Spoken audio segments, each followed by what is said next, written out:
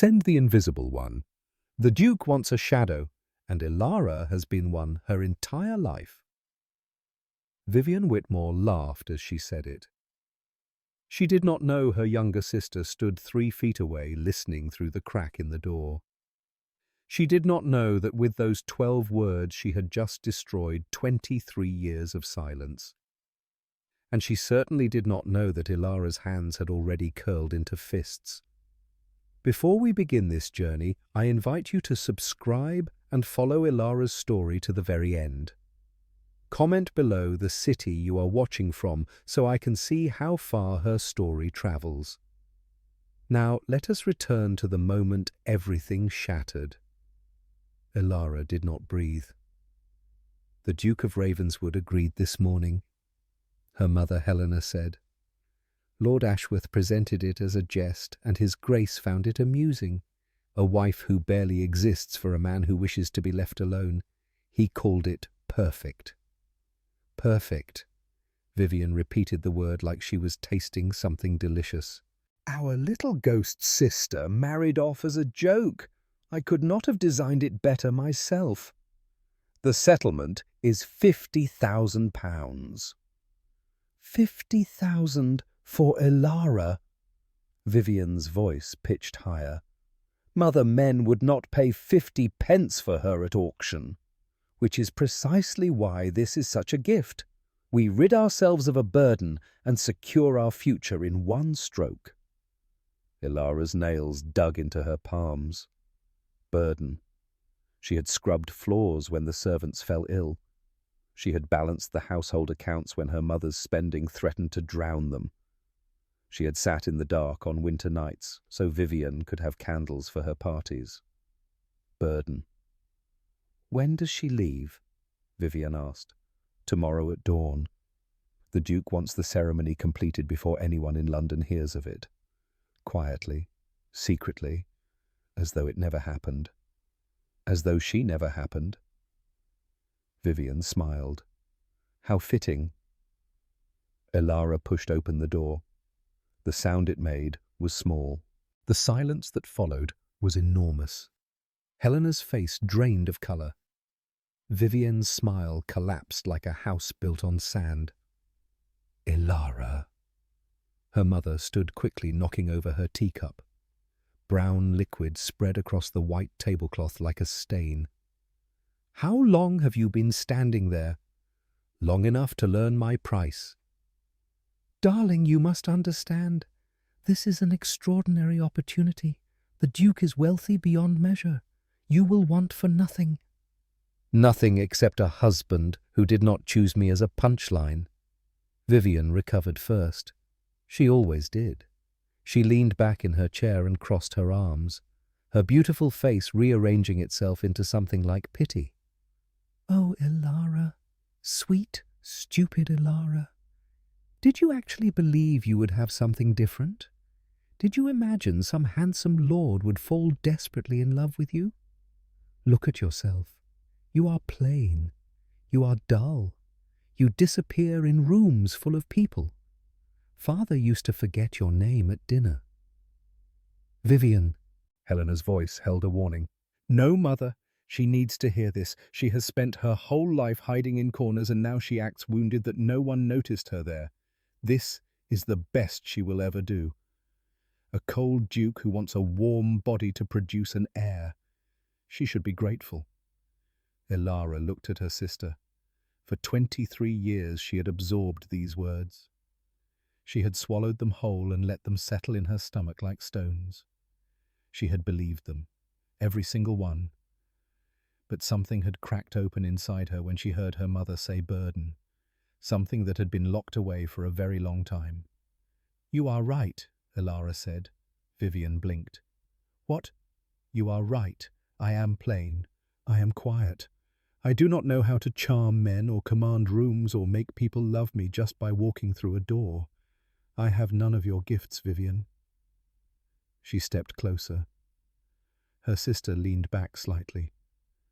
But I have one gift you will never possess. I see people. I see what they hide. I see what they fear. And do you want to know what I see when I look at you? Elara, stop this immediately. Helena moved toward her.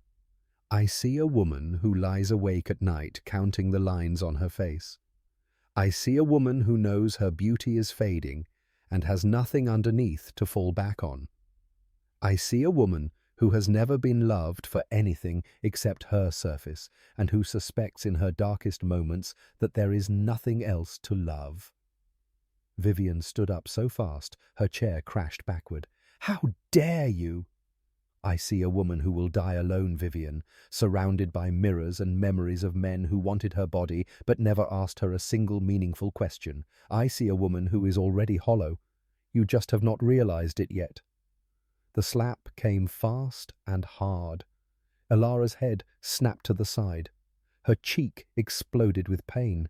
She tasted copper where her teeth had cut the inside of her mouth. But she did not step back. She did not cry. She turned her head slowly and looked at her sister with eyes that held no tears. "That is the difference between us," Elara said quietly. "You have just shown me exactly who you are. But you will never know who I am, because you never once thought to look." She spat blood onto the white carpet. "I will need my trunk packed by dawn. I assume you can manage that much without me." She walked out of the room.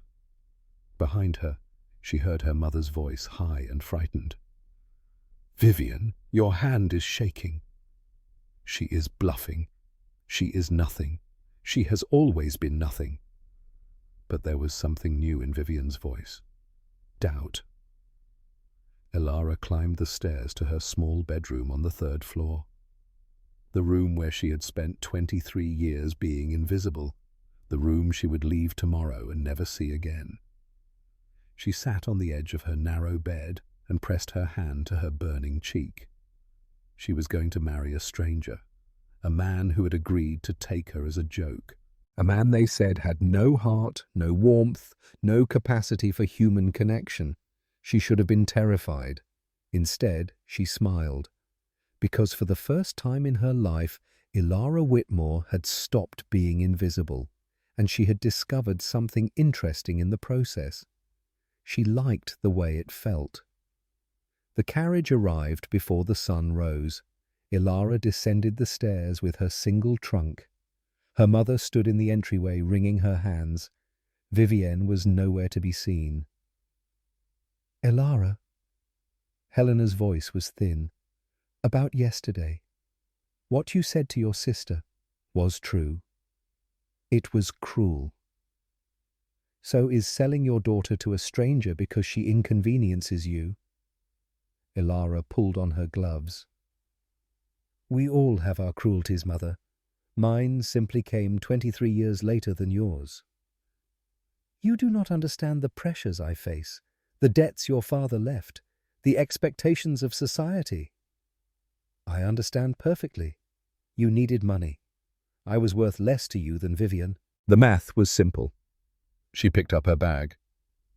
"I will not write." "Elara, please." "Goodbye, Mother." She walked out into the frozen morning without looking back. The man waiting beside the carriage was old, grey-haired, with a face that had weathered many storms.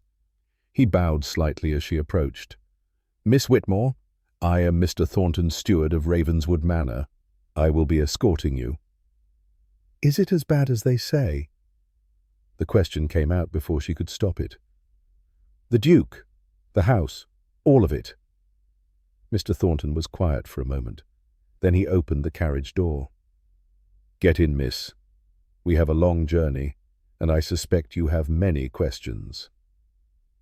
The carriage had been moving for 2 hours when Elara finally spoke.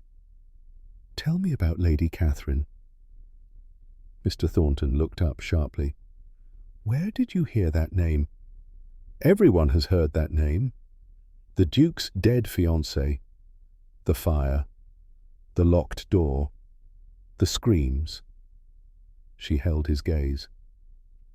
"I want to know what actually happened."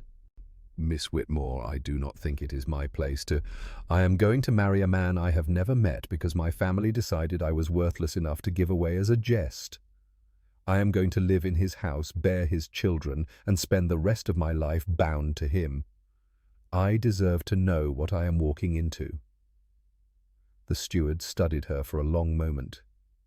You are not what I expected, he said finally. No one ever expects me. That is rather the point. Something shifted in the old man's face. Respect, perhaps, or recognition. Lady Catherine was fire, he said quietly. Bright and beautiful and impossible to ignore. She lit up every room she entered. The Duke worshipped her. He would have burned down the world if she asked. And then she burned instead. Mr. Thornton flinched. The fire started in her chambers, past midnight. No one knows how. By the time the alarm was raised, the entire east wing was consumed. His Grace fought through the flames to reach her. He burned his hands down to the bone trying to break through her door. But he failed. The door was jammed. Warped by the heat, he stood 3 feet away from her, listening to her scream, and he could not reach her. The old man's voice cracked. He has never forgiven himself. It was not his fault. Try telling him that. He believes he should have been faster, stronger, should have broken through that door even if it killed him. He has spent 5 years punishing himself for surviving. The carriage hit a rut in the road. Elara steadied herself against the seat.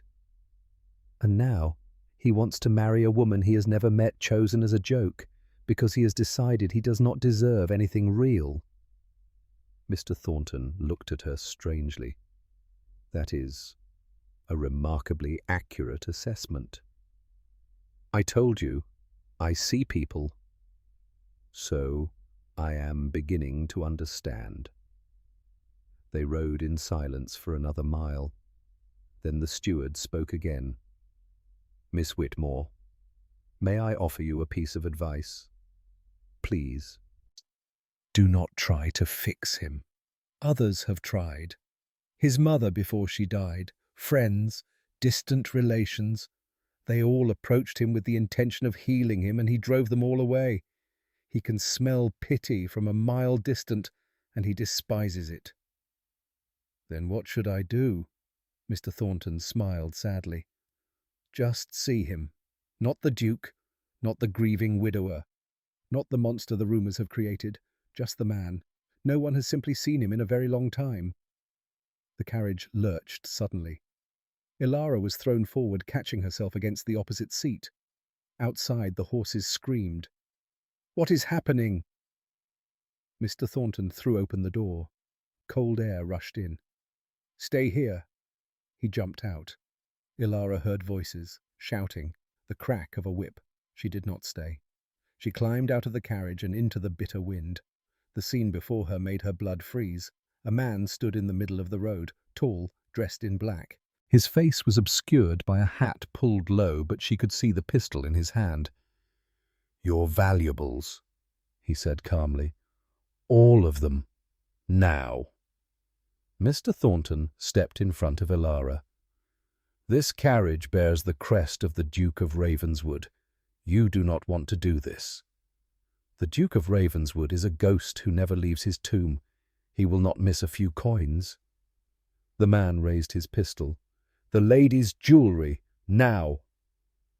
Elara stepped around Mr. Thornton. Elara, no. She ignored him. She walked toward the man with the gun until she was close enough to see his eyes. They were young, frightened, desperate. You are not a highwayman, she said quietly. Step back, miss. You are a farmer.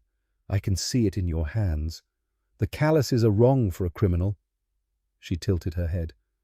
How long since you ate 2 days 3? The pistol wavered. I said step back. The gun is not loaded. You cannot afford powder. You came out here hoping we would be too frightened to notice. You do not know that? Then shoot me! She spread her arms. Behind her, Mr. Thornton made a strangled sound. The man's hand trembled. His jaw tightened. For a long moment nothing moved except the wind. Then he lowered the gun. How did you know? Your finger was not on the trigger, and your eyes are kind. You are not a killer, you are just hungry. She reached into her bag and pulled out the small purse her mother had given her for the journey. She held it out. Take it. Buy food. Find work. Do not do this again. He stared at her. Why would you help me? Because someone should have helped you before you got this desperate. Now go, before I change my mind. He grabbed the purse and ran. Mr. Thornton appeared at her elbow, his face white. That was the most foolish, reckless, idiotic thing I have ever witnessed. Probably. You could have been killed, but I was not.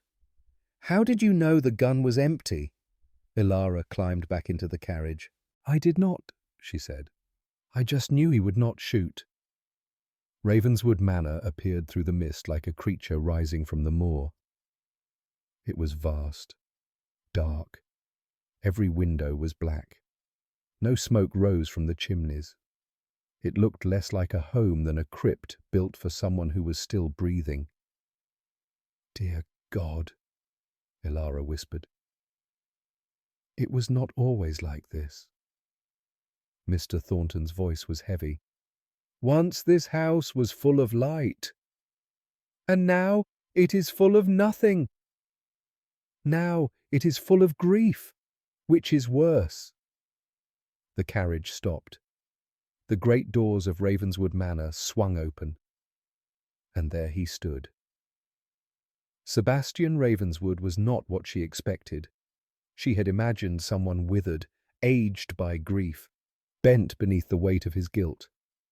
Instead, she found a man in his prime, tall and powerfully built, with dark hair and darker eyes and a face that would have been beautiful if it held any expression at all. But it did not.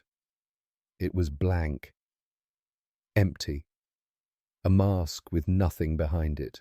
He looked at her the way one might look at a delivered package one had not ordered and did not want. You are smaller than I expected, he said. His voice was deep and cold and utterly without inflection. That is fortunate. You will take up less space. The words hit her like stones. She had prepared herself for coldness. She had told herself she could withstand indifference. But there was something in the deliberate cruelty of that sentence, something in the way he had looked at her and immediately dismissed her as insignificant, that reached into her chest and squeezed. She thought of her mother calling her a burden. She thought of Vivian calling her nothing.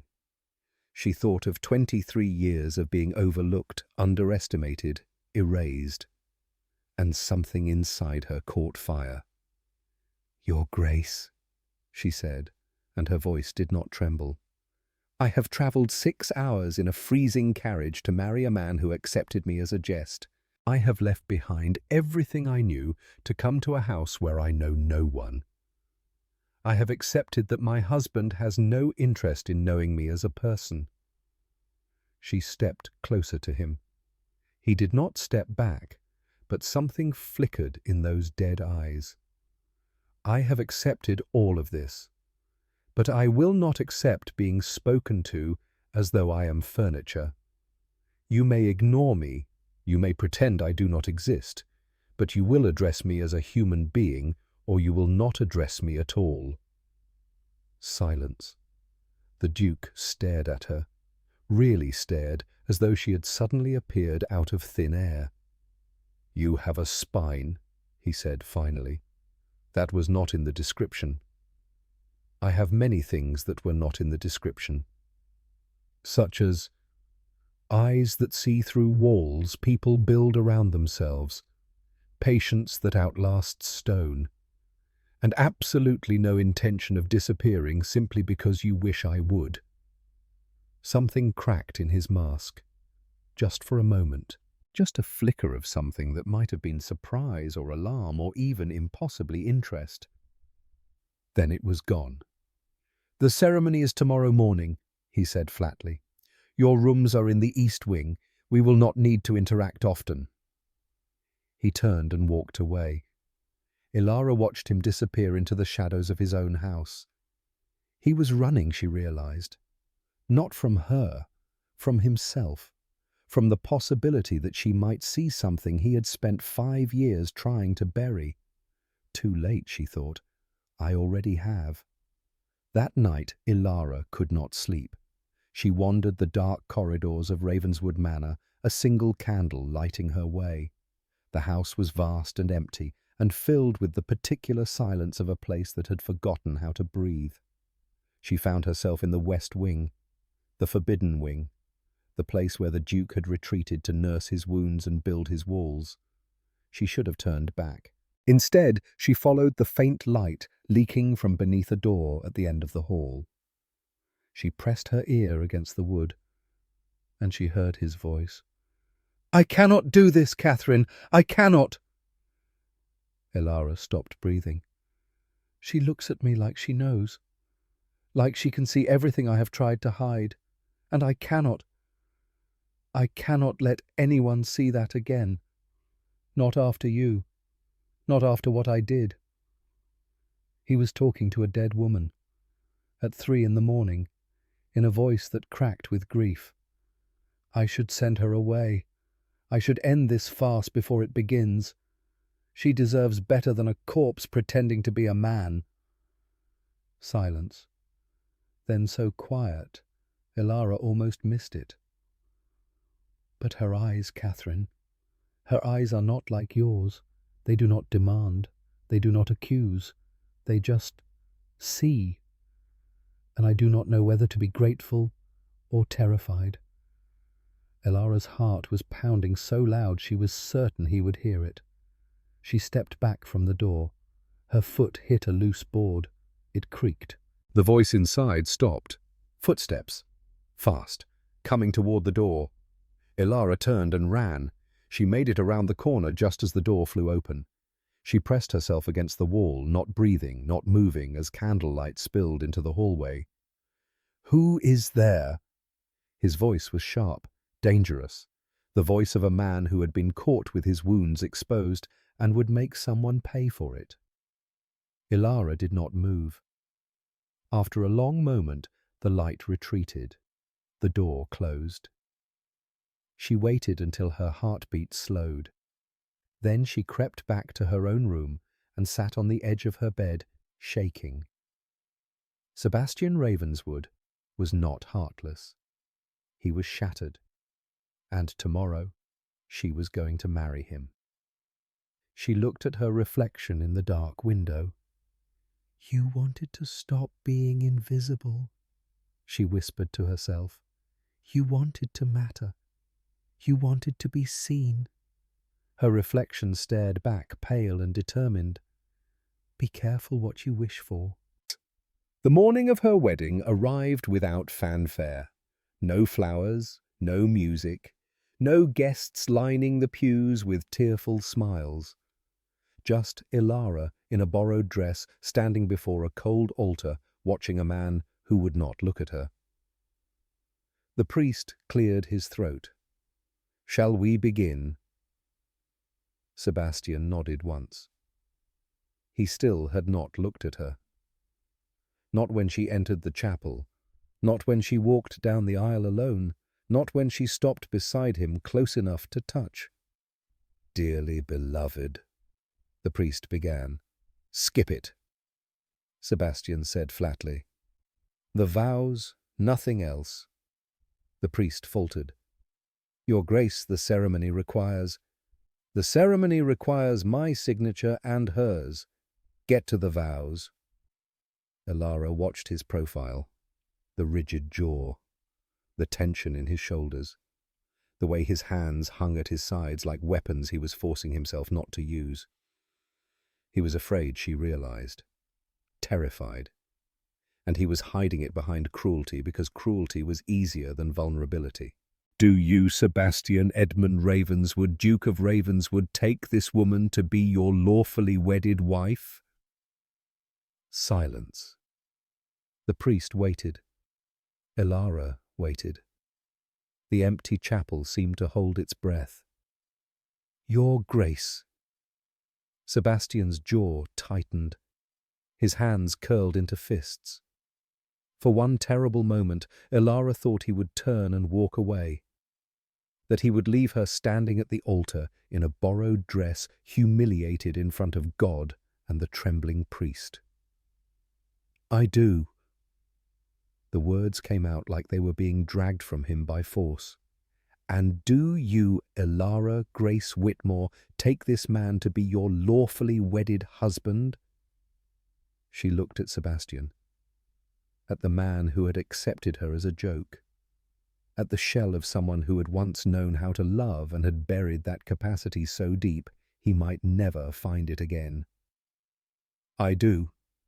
He flinched, actually flinched, as though her acceptance was a blow he had not expected. "Then, by the power vested in me, I pronounce you man and wife." The priest closed his book with visible relief. "You may kiss the bride." Sebastian turned to her for the first time. Their eyes met. Elara saw it again. That crack in his armor, that flash of something raw and terrified behind the mask of indifference. He leaned down. She thought he would kiss her, a perfunctory brush of lips to seal the contract. Instead, he stopped an inch from her face. "Do not expect anything from me," he whispered, so quiet only she could hear. "I have nothing left to give." Then he straightened, turned, and walked out of the chapel. Elara stood alone at the altar, her husband's footsteps echoing off the stone walls.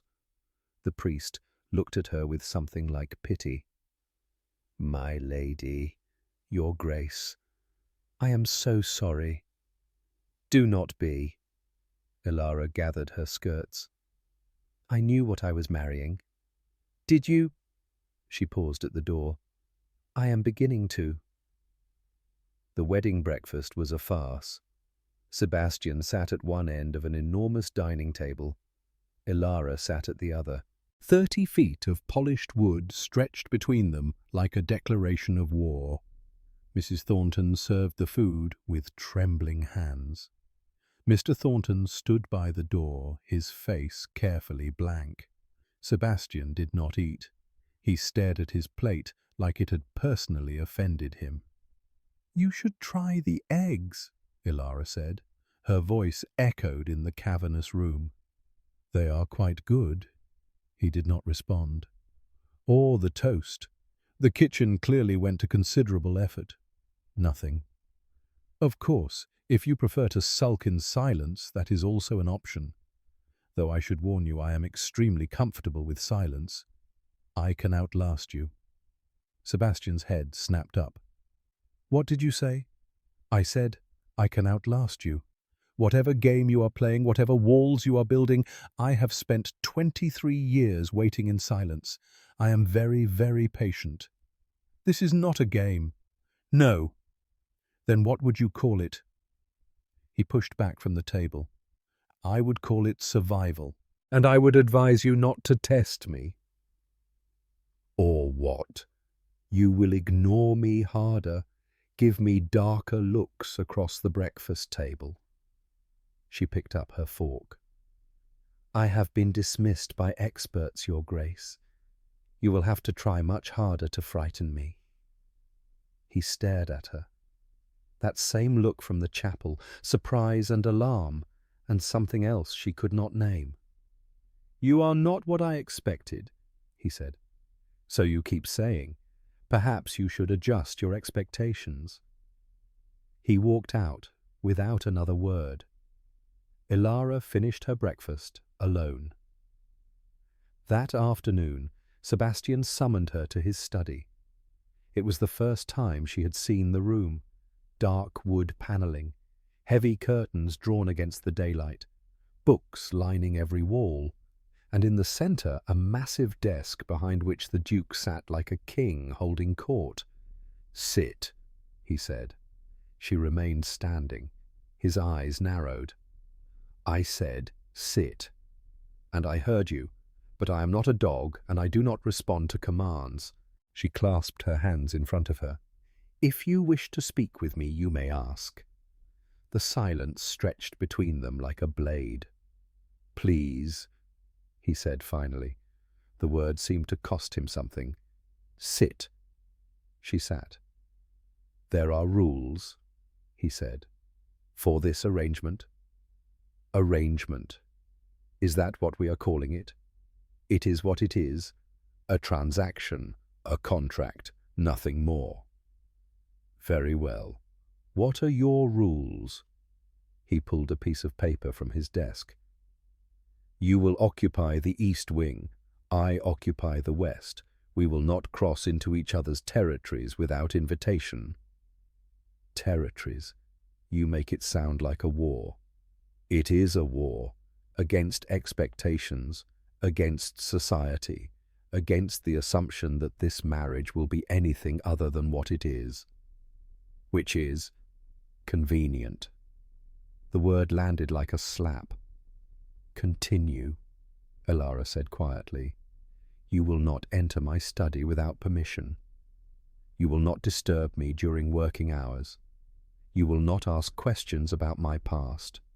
And what of my rules? He looked up sharply. Your rules? If this is a negotiation, both parties should have terms. This is not a negotiation. I am telling you how things will be.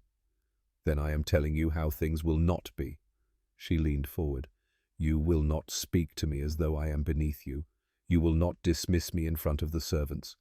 You will acknowledge my presence when I enter a room, even if only with a nod. And you will never, ever tell me what I can and cannot feel. I beg your pardon.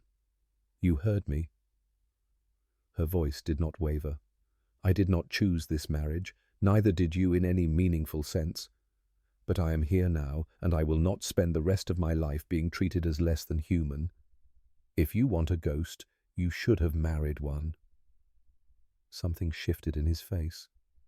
That crack again. That glimpse of the man behind the mask. You speak as though you have leverage, he said slowly. I speak as though I have nothing left to lose, which your grace makes me very dangerous. He stared at her for a long moment. 1 year, he said finally. What? 1 year. If you can tolerate this arrangement for 1 year, I will grant you a separate household, your own income, complete independence. You will be a duchess in name and nothing else. And if I choose to stay... The question seemed to catch him off guard. Why would you choose to stay? Answer the question. He was quiet for a moment. If you choose to stay, then we will renegotiate terms. In writing. In writing. Elara stood. 1 year. I accept. She was at the door when his voice stopped her. Elara. She turned. It was the first time he had used her name. Why did you agree to this? You clearly have more spine than your family gave you credit for. You could have refused. She considered the question. Because I spent 23 years being invisible, she said finally, and I wanted to know what would happen if I stopped. And what is happening? I am not sure yet. She held his gaze. But I intend to find out. The first week of marriage passed in cold silence. Sebastian kept to his wing. Elara kept to hers. They passed each other in corridors without speaking. They ate meals at opposite ends of the vast dining table, the only sound the scrape of silverware against porcelain. But Elara was watching. Always watching. She noticed the dark circles under his eyes that deepened each morning. She noticed how his hands sometimes trembled when he poured his tea. She noticed the way he flinched at sudden noises, the way he avoided mirrors, the way he sometimes stopped in the middle of a hallway and stared at nothing, as though lost in a memory he could not escape. And she noticed the portrait. It hung in the main hall, covered by a heavy black cloth.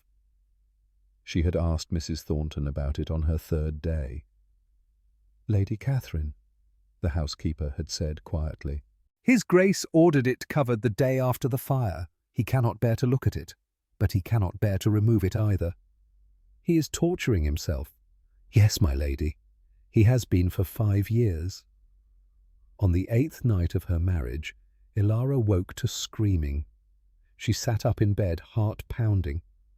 The sound was coming from the west wing, from Sebastian's chambers. She should have stayed in bed. She should have respected the boundaries he had drawn. She should have let him suffer alone as he clearly wanted. Instead, she grabbed her robe and ran. The halls were dark and cold. Her bare feet slapped against the stone floors. The screaming grew louder as she approached his door. "No! No, no, no! Catherine! Catherine!" Elara did not knock. She pushed open the door and rushed inside. Sebastian was tangled in his sheets, thrashing violently.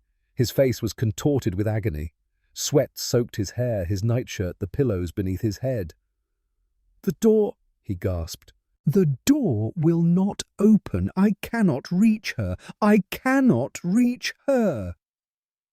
Elara crossed to the bed. She did not hesitate. She grabbed his shoulders and held on. "Sebastian, wake up. You are dreaming." He fought her. His hands came up, pushing, striking at enemies only he could see. "It is burning. Everything is burning. Let me go. Let me go." "Sebastian." She tightened her grip. "Look at me. Open your eyes and look at me." His eyes flew open. For a moment he did not see her. He saw flames. He saw smoke. He saw a woman dying behind a door he could not break. Then his gaze focused. "Elara. Yes, you were having a nightmare." He stared at her, as though she had materialized from thin air. His chest heaved. His hands were still raised, still trembling, still ready to fight. "What are you doing here?" "You were screaming. You should not be here." "Probably not. I told you not to enter my wing. And I told you I do not respond to commands." She released his shoulders and sat back. "You were calling for Catherine." He flinched as though she had struck him. "Get out." "Sebastian." "I said, get out." His voice cracked. "You should not see me like this. No one should see me like this." "Why? Because you are human, because you grieve, because 5 years have passed and the wound is still open." She did not move. "These are not weaknesses, Sebastian. They are evidence that you loved someone, that you are capable of love." "I am not capable of anything anymore." "That is not true. You do not know me." "I know what I see." He laughed. It was a terrible sound, hollow and broken and edged with something like hysteria. "And what do you see, Elara? A duke, a monster, a man who let the woman he loved burn to death while he stood 3 feet away." "I see a man who is still standing 3 feet away." She held his gaze. 5 years later, and you are still at that door, still trying to break through, still believing that if you punish yourself enough, somehow you will reach her. He stopped breathing. "But you will not," Elara continued softly. "She is gone, Sebastian, and no amount of guilt will bring her back. The only question is whether you are going to spend the rest of your life dying with her, or whether you are going to find a way to live." Silence. The candle on his nightstand flickered. Shadows danced across his face. "Why do you care?" His voice was barely a whisper. "I am nothing to you. I married you as a jest. I have treated you abominably. Why would you sit at my bedside and try to comfort me?" Elara considered the question. "Because someone should," she said finally. "Because you have been alone in the dark for 5 years, and that is long enough. Because I know what it feels like to be invisible, and you have made yourself invisible to everyone, including yourself. She paused. And because I am your wife. Whatever else that means, whatever else this arrangement is or is not, I am your wife, and I do not abandon people. He stared at her. The mask was gone, completely gone. She was looking at the man underneath, the broken, bleeding, terrified man who had been hiding behind walls of ice and indifference. I cannot do this, he whispered. I cannot let anyone in again. I cannot survive losing someone else. Then do not let me in. She stood slowly. Just let me sit with you, in the dark, at the door, for as long as it takes. She walked to the chair by the fireplace and sat down. What are you doing? Sitting with you. I did not ask you to stay. No, but you did not ask me to leave either. He opened his mouth, closed it, opened it again. No words came. Elara pulled her robe tighter around her shoulders and settled into the chair. Go back to sleep, Sebastian. I will be here if the nightmares return. You cannot just... I can. I am. Go to sleep. He lay back against the pillows. His eyes stayed open, fixed on her face. You are the strangest woman I have ever met. Thank you. It was not a compliment. I am choosing to take it as one. Something flickered across his face. Something that in another man, in another moment, might have been the ghost of a smile. He closed his eyes. Elara watched him until his breathing steadied, until the tension drained from his shoulders, until he slipped back into sleep this time, without screaming. Then she allowed herself to breathe. She had crossed a line tonight. She had breached his walls without permission. She had seen him at his most vulnerable and had refused to look away. There would be consequences. She knew that. But as she sat in the darkness, watching her husband sleep peacefully for the first time since she had arrived, she could not bring herself to regret it. The next morning, Sebastian did not appear at breakfast. Elara ate alone as usual, but the silence felt different now, charged with something, anticipation or dread, she could not tell which. At noon, a servant appeared with a message. His Grace requests your presence in his study, my lady. She found him standing by the window, his back to the door. Close it behind you. She did. Last night, he said without turning around, you violated our agreement. Yes. You entered my chambers without permission. Yes. You witnessed something private, something shameful. I witnessed something human. There is no shame in that. He turned. His face was unreadable. But his eyes were different. The emptiness was still there, but beneath it something else, something alive. I have not slept through the night in 5 years, he said slowly. Last night, after you came, I did not wake again until morning. Elara said nothing. I do not know what to do with that information. You do not have to do anything with it. You do not understand. He took a step toward her. I have built my entire existence around the certainty that I cannot be helped, that I am beyond redemption, that the man I was died in that fire along with Catherine. Another step. And then you appear, a stranger, a wife I never wanted, and you look at me like what? He stopped. They were close now, close enough that she could see the pulse hammering in his throat. Like I am still worth seeing. You are. You do not know that. I know what I see. Stop saying that, his voice cracked. Stop looking at me like you can see through all of it, like you know something I do not, like there is hope for me when I have spent 5 years proving there is none. Then prove me wrong. He stared at her. Prove me wrong. Show me there is no hope.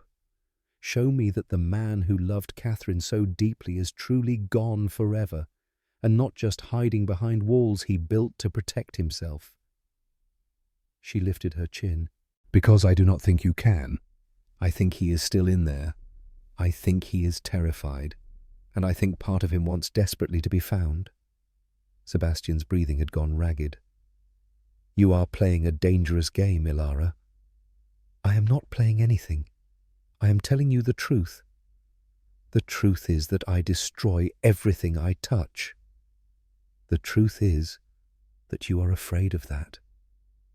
Which means some part of you still cares, still hopes, still wants to be more than a ghost haunting his own house. He grabbed her arm. Stop. No. I am warning you. And I am not afraid. They stood there, frozen, his hand on her arm, her eyes locked on his. What do you want from me? He whispered. I want you to let yourself be seen. Just once. Just for a moment. Let someone see you without running away. And then what? And then we will figure out the rest together. His grip tightened, then loosened. His hand fell to his side. I cannot promise you anything. I am not asking for promises. I cannot be what you need. You do not know what I need. I cannot love you. The words hung between them like a wall. I know, Elara said quietly.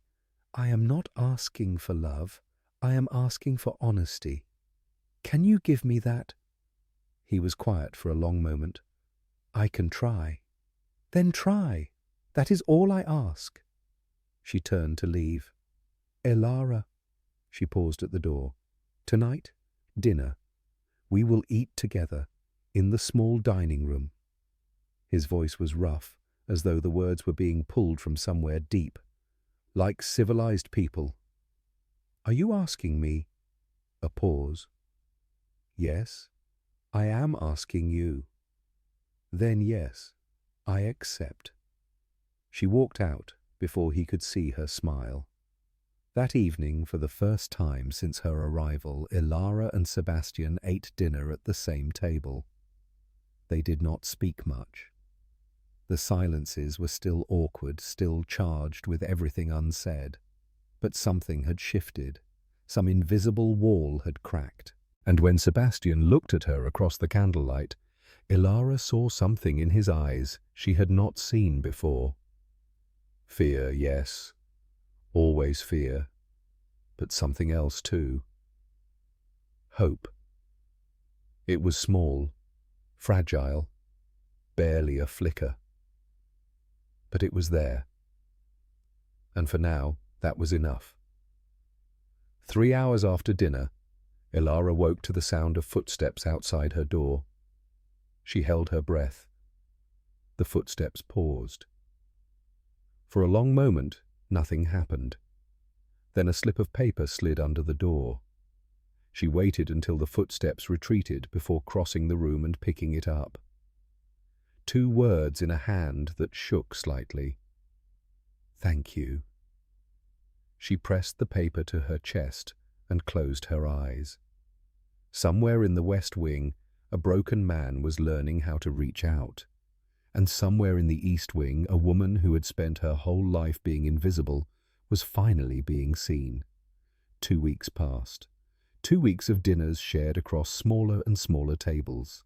2 weeks of conversations that started with safe topics and gradually ventured into deeper waters. 2 weeks of Sebastian's walls crumbling one brick at a time. He smiled once, just once, at something Elara said about the cook's tendency to oversalt everything. It was a small smile, barely there, gone in an instant. But she saw it, and she hoarded that memory like a miser hoards gold. Then Vivian arrived. Elara was in the library when she heard the carriage. She went to the window and felt her stomach drop. The Whitmore family crest. Her mother's carriage. She ran, She reached the entrance hall just as the doors swung open. Vivian swept in like a storm, her travelling cloak swirling behind her, her beautiful face arranged in an expression of false concern. "Elara, darling," she opened her arms, "I simply had to see how you were settling in." Elara did not move toward her. "How did you find me?" "Find you, darling. Everyone knows where you are. You married a duke." It was hardly a secret. Behind Vivian, a man stepped through the door, tall, well-dressed, with a smile that made Elara's skin crawl. "Allow me to introduce Lord Ashworth," Vivian said sweetly. "I believe you two have not met, though of course he is quite familiar with your situation." Lord Ashworth bowed. "Lady Ravenswood, a pleasure.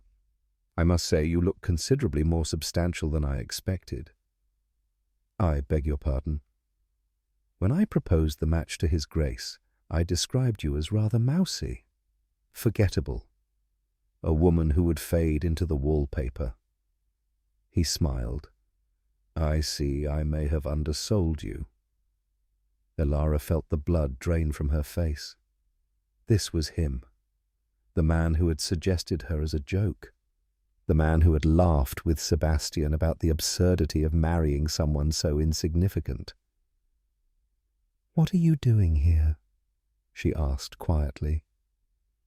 "We were in the area," Vivian said, "and I thought how wonderful it would be to see my dear sister, to meet her husband, to see what sort of life she has built in this—" She looked around with barely concealed distaste. "Tomb. You should leave." "Nonsense. We have only just arrived." Vivian linked her arm through Lord Ashworth's. "Besides, I am absolutely dying to meet the famous Duke. Is it true he has not smiled in 5 years? Is it true he keeps the house dark as a mausoleum? Is it true he talks to his dead fiancée at night?" "How do you know that?" Vivian's smile sharpened. "Servants talk, darling, especially when they are paid to." Footsteps, heavy, deliberate, coming from the direction of Sebastian's study. He appeared at the top of the stairs. Elara watched his face as he took in the scene. His wife, pale and rigid. Her sister smiling like a cat who had cornered a mouse. Lord Ashworth looking around with proprietary interest. "I was not informed we were expecting guests," Sebastian said. His voice was ice. "A surprise visit." Vivian swept into a curtsy. "Your Grace, I am Vivian Whitmore, Elara's sister. I simply had to meet the man who took her off our hands." Elara flinched. Sebastian's eyes flickered to her, then back to Vivian. "Took her off your hands," he repeated slowly. "Well, yes, you know how these things are. Every family has a burden. Ours was Elara, so quiet, so unremarkable. We were beginning to think no one would ever want her." Vivian laughed. "And then Lord Ashworth came to us with your generous offer? We could hardly believe our luck." "Vivian," Elara's voice was barely a whisper. "Stop. Oh, do not be embarrassed, darling. His Grace knows what he agreed to. He is the one who called you perfect for your invisibility. Is that not right, Your Grace?" Sebastian descended the stairs. Each step slow, measured, his eyes never leaving Vivian's face. "I remember the conversation," he said quietly. "There you see, we are all friends here, all in on the same jest." Vivian's smile widened. "Speaking of which, Lord Ashworth and I have been entertaining all of London with the story. A duke who married a ghost, a man so broken he settled for a woman no one else would look twice at. They find it absolutely hilarious." The room went silent.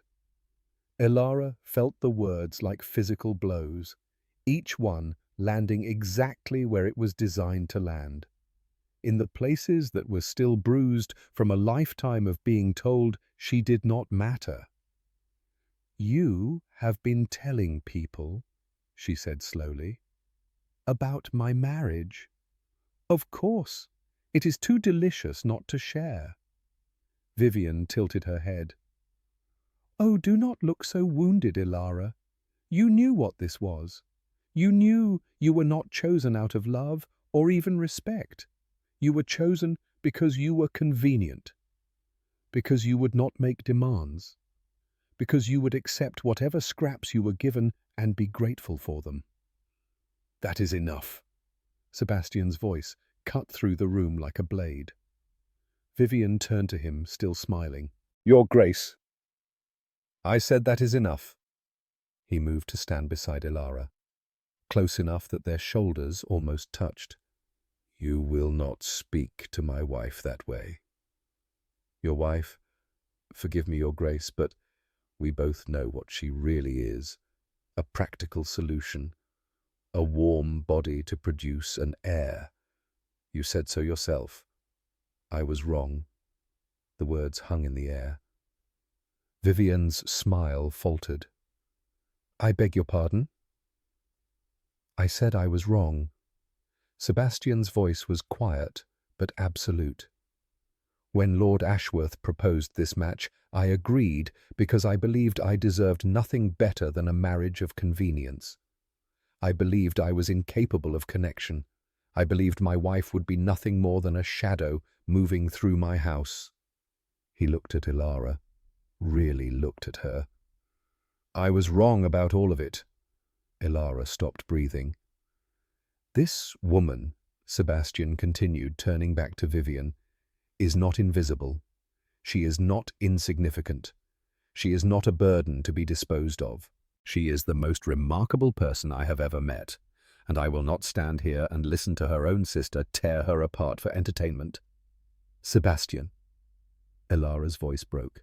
You will leave, Sebastian said to Vivian. Both of you, now. Lord Ashworth stepped forward. Your Grace, there is no need for dramatics. We were simply having a bit of fun. Fun? Sebastian turned to him. You find it fun to humiliate a woman in her own home. You find it amusing to remind her that her marriage began as a joke. You think this is entertainment. I think you are overreacting. And I think you are 3 seconds away from being thrown out of my house by force. Lord Ashworth's face reddened. You cannot threaten me. I am a peer of the realm. I am a duke.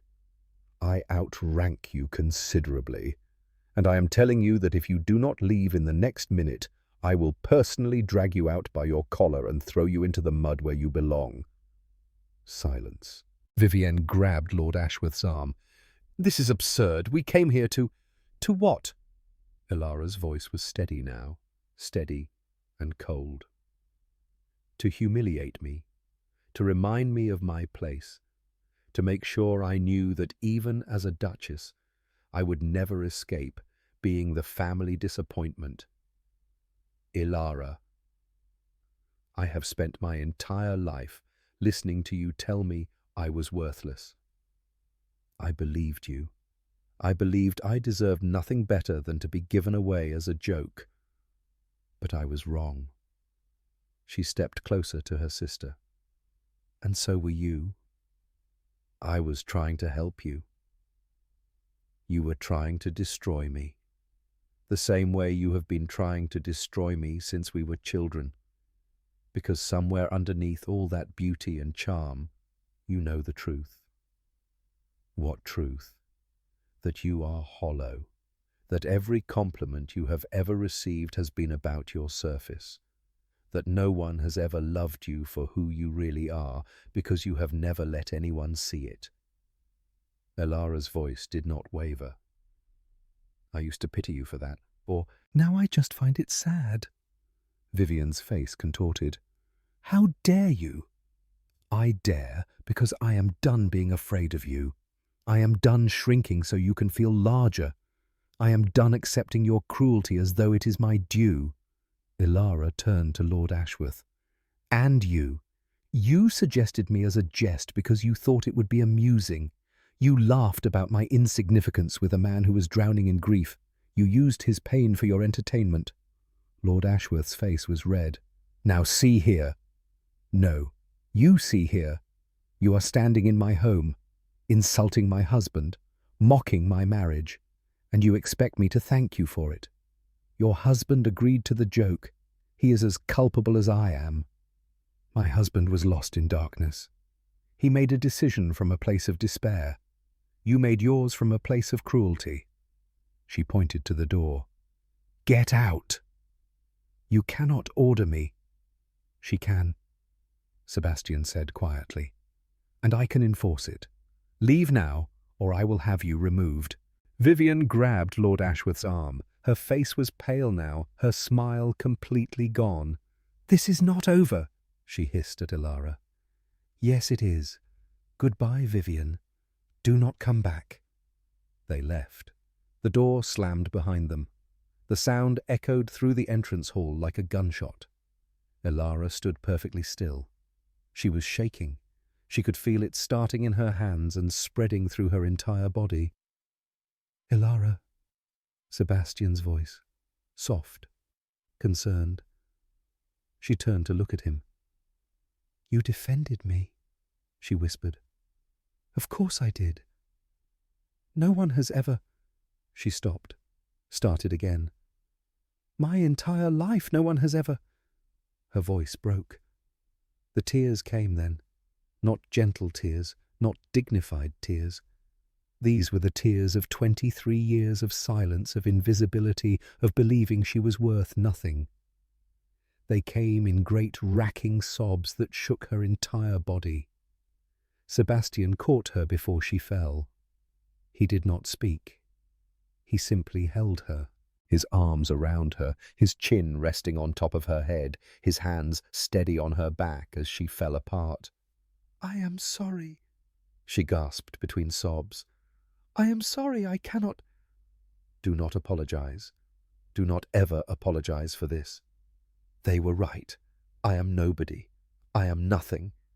You married me as a joke, and now you are stuck with... Elara. He pulled back just enough to look at her face. Listen to me. Listen carefully. She looked up at him. Her eyes were red. Her face was wet. She had never felt more exposed in her life. You are not nobody, Sebastian said. You are not nothing. You are the woman who walked into my house of grief and refused to be frightened away. You are the woman who sat with me through my nightmares. You are the woman who looked at my darkness and did not run. Sebastian, I did not choose you at first. That is my shame.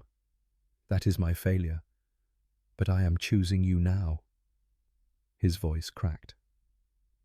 I am choosing you now, Elara. Not as a convenience, not as a transaction, but as a man who has spent 5 years dead inside and is finally terrifyingly starting to feel alive again. She stared at him. What are you saying? I am saying that I was wrong about everything. I am saying that you are not what I expected. I am saying that somewhere in the last 2 weeks, something changed. He swallowed hard. I am saying that when your sister was tearing you apart, I wanted to kill her. I wanted to destroy anyone who had ever made you feel small. And that terrifies me, because I have not felt anything that strongly since Catherine died. Sebastian, I know I have nothing to offer you. I know I am broken and damaged and probably beyond repair. I know you deserve someone better, someone whole, someone who can love you the way you deserve to be loved. Stop. He stopped. Elara reached up and touched his face, his jaw, the sharp line of his cheekbone, the corner of his mouth. You are not beyond repair, she said quietly. You are standing in front of me feeling things you have not felt in 5 years, and you think that means you are broken. You are healing, Sebastian. Right now. Right here. I do not know how to do this. Neither do I. I might fail, I might retreat. I might build my walls back up and shut you out. Then I will knock them down again. Why? Why would you do that for me? Because someone should have done it years ago. She held his gaze. Because you are worth fighting for. Because I spent my whole life being told I was not worth seeing. And then you looked at me. Really looked at me. And I refused to let you disappear back into the darkness. He was trembling. She could feel it under her hands. Elara, I need to tell you something. What? Catherine, the night of the fire. Everyone believes it was an accident. Was it not? His face contorted. Pain, guilt, something that looked like shame. We had a quarrel that night, a terrible quarrel. She had discovered something about me, something I had hidden from her. She was furious. She said things. I said things. He stopped, breathed. She told me she wished she had never agreed to marry me. She told me I was not the man she thought I was. She told me to leave her alone. Sebastian, I left. I went to my study and I drank and I told myself I would apologize in the morning. And then the fire started. And by the time I reached her room, the door was jammed. The door was locked. His voice was barely audible. From the inside. She had locked it. Because of me. Because of our quarrel. If I had not left, if I had stayed and worked things out, she would have opened it when the fire started. She would have let me in. She would have survived. Elara felt the weight of his words settle over her. You blame yourself. I killed her, Elara. Not with my hands. Not intentionally. But my actions that night, my choices, they led to her death. She locked that door because of me. She died behind that door because of me. What did she discover? What did you hide from her? Sebastian closed his eyes. That I did not love her. Not the way she loved me. Not the way a man should love the woman he is going to marry. His voice broke. I cared for her. I admired her. I thought love would come in time. But she found letters I had written to a friend confessing my doubts. She read them the night of the fire. She died thinking you did not love her. She died knowing I had lied to her, that our entire engagement was built on a foundation I knew was unstable. He opened his eyes. They were wet. That is why I have spent 5 years punishing myself. Not just because I failed to save her, but because I deceived her, because she went to her grave believing she had given her heart to a man who could not give his in return. Elara was quiet for a long moment. Thank you, she said finally. Thank you. I just told you I am responsible for a woman's death. You told me the truth, the whole truth, the parts you have never told anyone else. She took his hands in hers. That is what I asked for. Honesty. And you gave it to me. You should hate me. I do not hate you. You should be disgusted. I am not disgusted.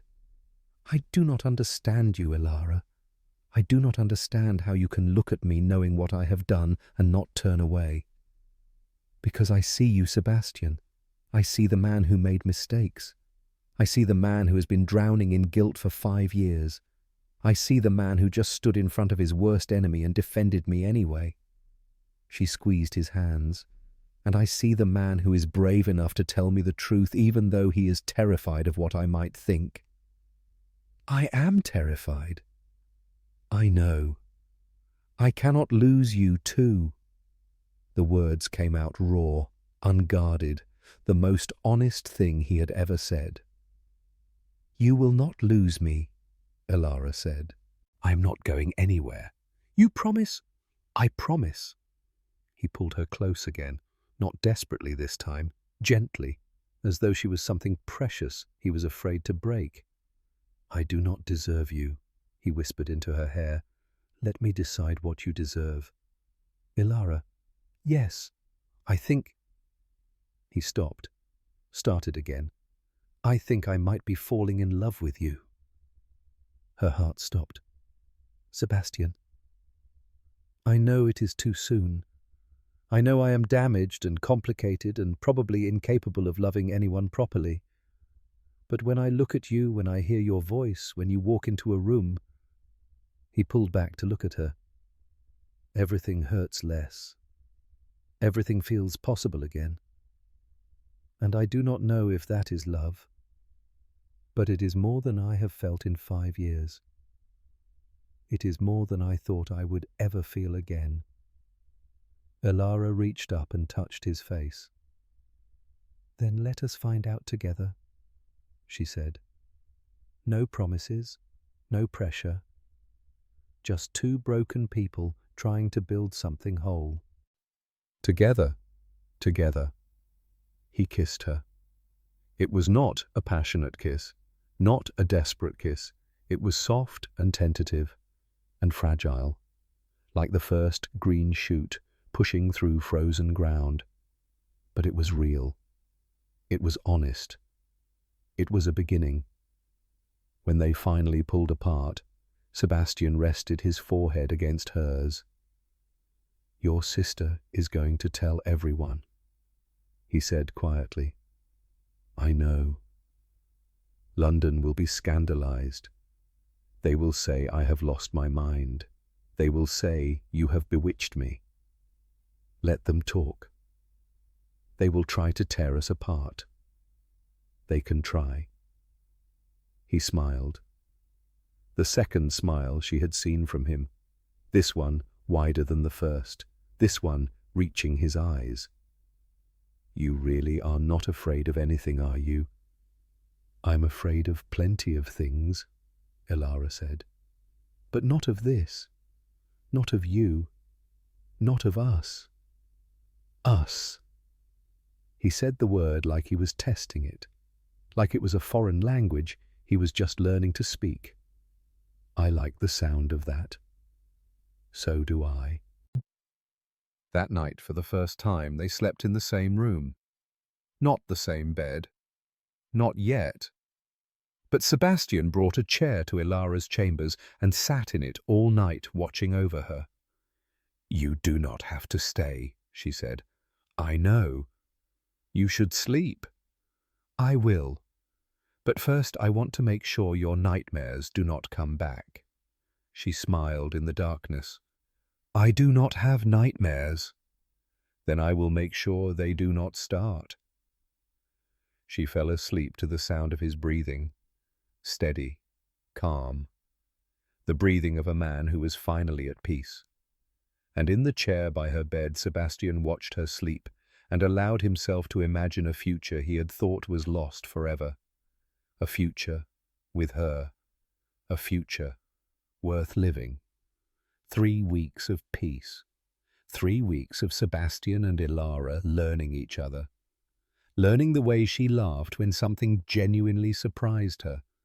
Learning the way he grew quiet before saying something important.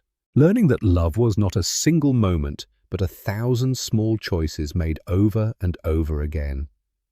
They ate breakfast together now, lunch, dinner. They walked the grounds in the afternoon, her arm through his, their breath making clouds in the cold air. They read together in the library, seated on opposite ends of the same sofa, their feet touching in the middle. Sebastian smiled more, laughed occasionally. The servants whispered that the master was coming back to life.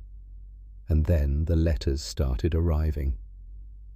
Mrs. Thornton brought the first one on a Tuesday morning. Her face was pale as she handed it to Sebastian. "This came from London, Your Grace. I thought you should see it immediately." Sebastian opened it, read it. His face went rigid. "What is it?" Elara asked. He handed her the letter without speaking. It was from Lord Pemberton, an old friend of Sebastian's father. The handwriting was cramped and urgent. Dear Ravenswood, I write with grave concern. Rumours are circulating through London society regarding your recent marriage. It is being said that your wife practiced some form of witchcraft to ensnare you, that she took advantage of your grief to manipulate you into matrimony, that she is nothing more than a fortune hunter who deceived her own family to gain access to your wealth. I know these accusations are likely baseless, but I felt you should be aware. The source appears to be Lord Ashworth and a woman claiming to be your wife's sister. They have been quite vocal at parties and assemblies. I remain your faithful friend and servant, Pemberton. Elara set the letter down carefully. Witchcraft, she said quietly. They are accusing me of witchcraft. They are desperate. They are angry that their plan failed. Their plan? To humiliate you, to keep you small, to remind you of your place. Sebastian's hands were clenched into fists. When you refused to be humiliated, they found another weapon. This could ruin me. This could ruin us both, but I do not care. Sebastian, this is serious. Witchcraft accusations are not merely social inconveniences. People have been destroyed by less. Let them try to destroy us. He took her hands. I will not hide. I will not apologize. And I will not let them take you from me. What are you suggesting? I am suggesting we fight back. More letters arrived over the following days. Some were warnings from well-meaning acquaintances. Others were invitations being withdrawn. 2 were outright hostile, accusing Sebastian of having lost his mind and demanding he annul the marriage before it was too late. Elara read each one. She did not cry. She did not rage. She simply absorbed the hatred and set it aside. You are remarkably calm, Sebastian observed one evening. I have spent my entire life being attacked by people who thought I was beneath them. This is simply a larger scale. It does not wound you. Of course it wounds me. She looked at him.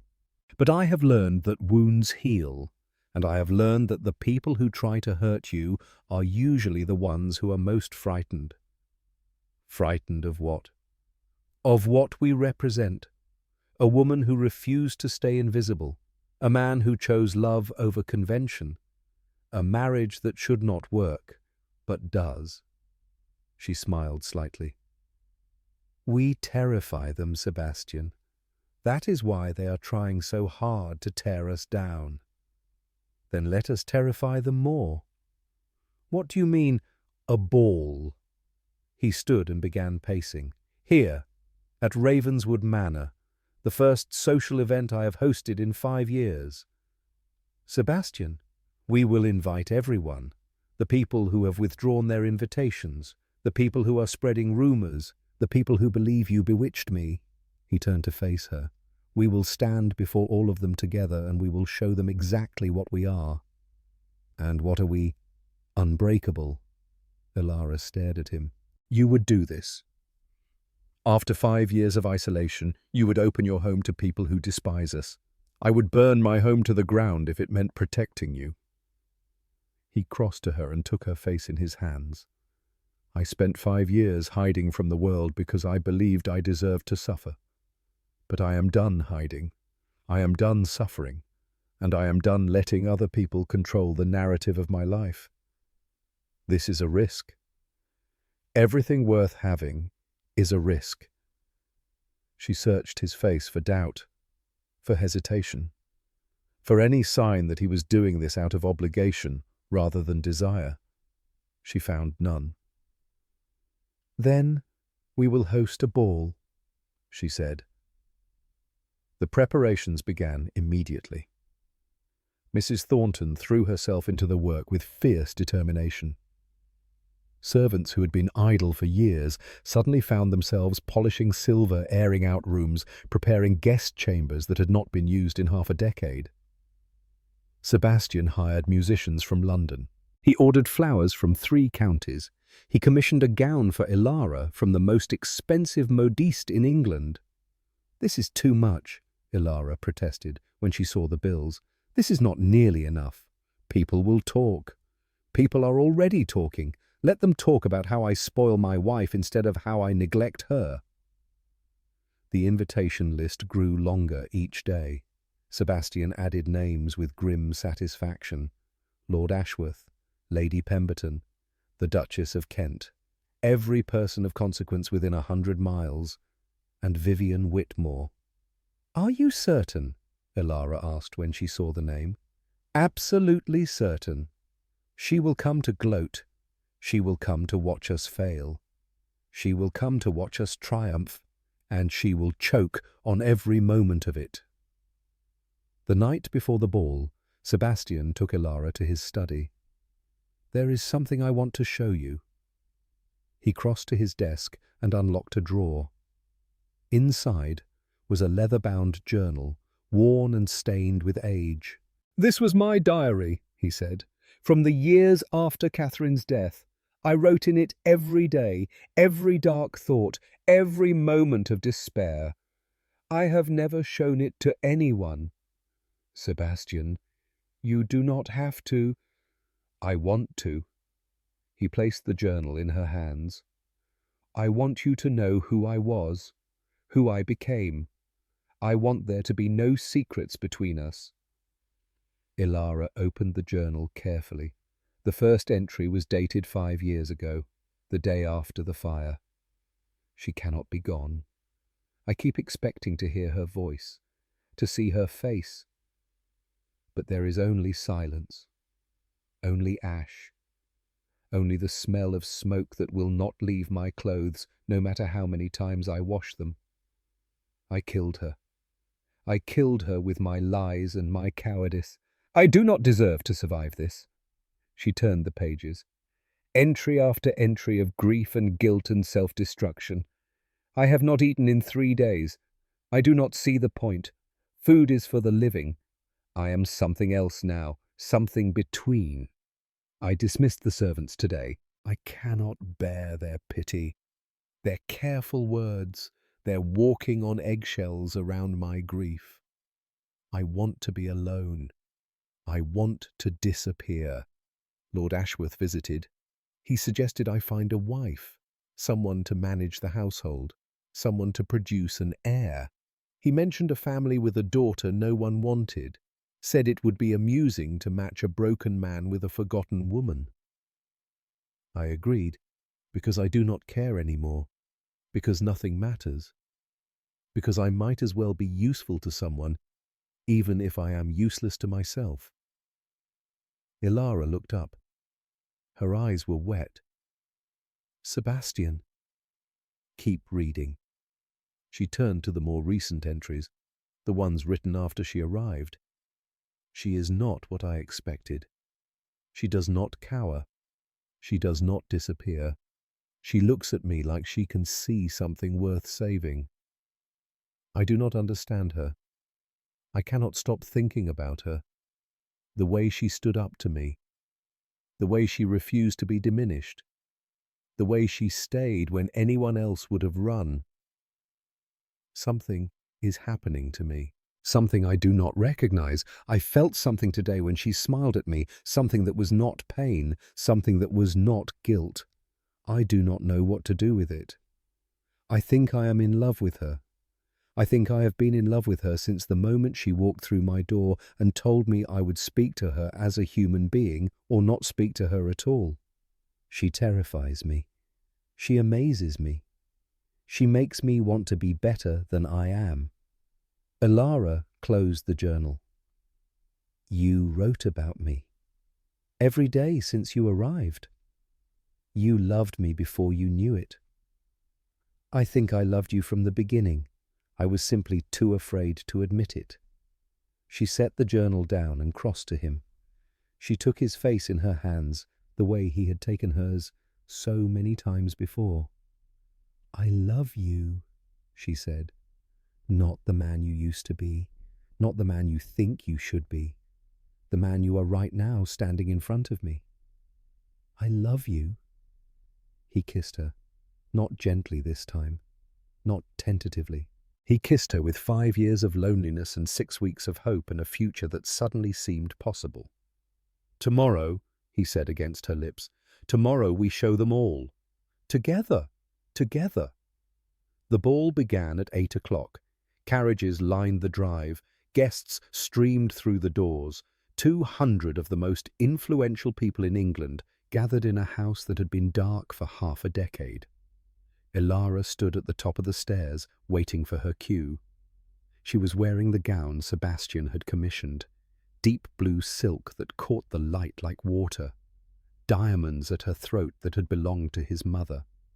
She had never worn anything so beautiful. She had never felt so exposed. Mrs. Thornton appeared at her elbow. "They are ready for you, my lady." "How does it look down there?" "Like a battlefield, but you have an army behind you." Elara smiled despite her nerves. "Thank you for everything." "Go show them who you are." Elara descended the stairs. The room fell silent. 200 pairs of eyes turned to watch her, some curious, some hostile, some simply waiting to see what would happen next. She found Sebastian at the bottom of the stairs. He was watching her with an expression that made her heart stop. Pride, devotion, love so intense it was almost painful to witness. He held out his hand. She took it. "Ladies and gentlemen," Sebastian said, his voice carrying across the ballroom, "may I present my wife, Elara Ravenswood, Duchess of Ravenswood." Silence. Then from somewhere in the crowd someone began to clap. It was Lord Pemberton, the old friend who had written the warning letter. He was clapping slowly, deliberately, his eyes fixed on Sebastian with something like respect. Others joined him.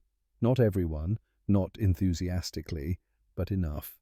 Elara felt the tension in her shoulders ease slightly. "They are not booing," she whispered to Sebastian. "Give it time." He led her onto the dance floor. The musicians began to play, and there, in front of everyone who had ever doubted them, they danced. "People are staring," Elara said. "Let them stare. They are whispering. Let them whisper. Sebastian, this is terrifying." "I know." He pulled her closer. "But you are magnificent, and I want them all to see it." They danced through the first song, the second, the third. By the fourth, other couples had joined them on the floor.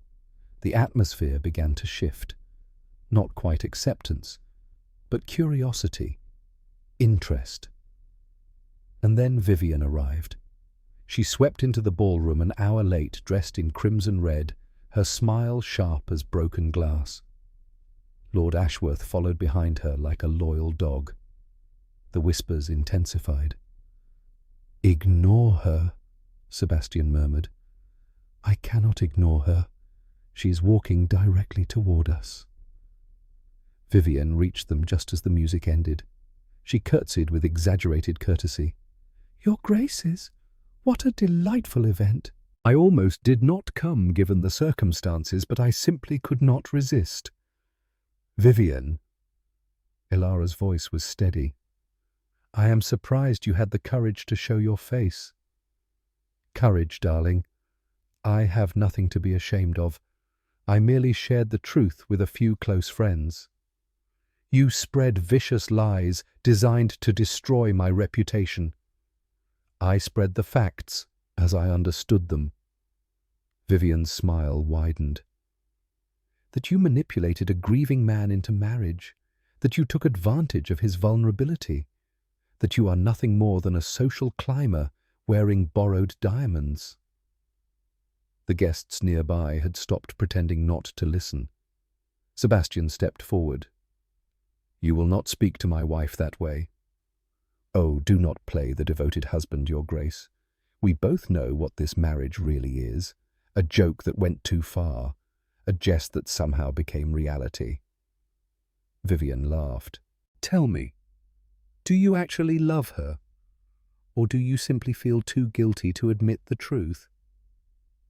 "The truth," Sebastian said quietly, is that I love her more than I have ever loved anything in my life." Vivian's smile faltered. "The truth," he continued, "is that she has saved me from a darkness I thought would consume me forever." "Sebastian," Elara's voice was soft, "the truth is that I was dead for 5 years, walking around in my own corpse, and she brought me back to life." He turned to face the watching crowd. "I know what people are saying. I know the rumors. I know you all came here tonight expecting to witness a disaster, but I have something to tell you." The room went absolutely silent. "I married this woman as a joke. That is true. I accepted her because I believed I deserved nothing better than a meaningless arrangement, because I believed I was incapable of love, because I believed my heart had died in a fire 5 years ago." Elara gripped his hand. "I was wrong." Here his voice cracked. "I was wrong about all of it. This woman standing beside me is not a joke. She is not a convenience. She is not a social climber or a witch or any of the other things people have whispered behind closed doors." He turned to look at her. "She is the bravest person I have ever met. She walked into my house of grief and refused to be frightened away. She looked at my darkness and did not run. She saw the man I could become when I could not see it myself." Tears were streaming down Elara's face. "I love her," Sebastian said. "I will love her until I die, and I will spend every day of my life trying to deserve her." Silence. Then Lord Pemberton began to clap again. This time he was not alone. The applause spread through the ballroom like wildfire. Not everyone joined, but enough. More than enough. Vivian's face had gone white. "This is absurd," she hissed. "You cannot possibly." "I can," Elara said quietly. "And he does. And nothing you say or do will ever change that. You think you have won. You think this little performance changes anything." Vivian stepped closer, her voice dropping to a venomous whisper. "You are still nothing, Elara. You will always be nothing. And one day he will realize it. One day he will wake up and see the mousy little nobody he married, and he will regret every word he said tonight." "Perhaps," Elara said. "Or perhaps you will spend the rest of your life wondering why he chose me over everything you represent. Why love defeated spite. Why kindness outlasted cruelty." She tilted her head. "That must be terrifying for you, to watch your weapons fail, to realize that you have nothing left." Vivian's hand flew up. Sebastian caught her wrist before the slap could land. "Touch my wife," he said softly, "and I will destroy you.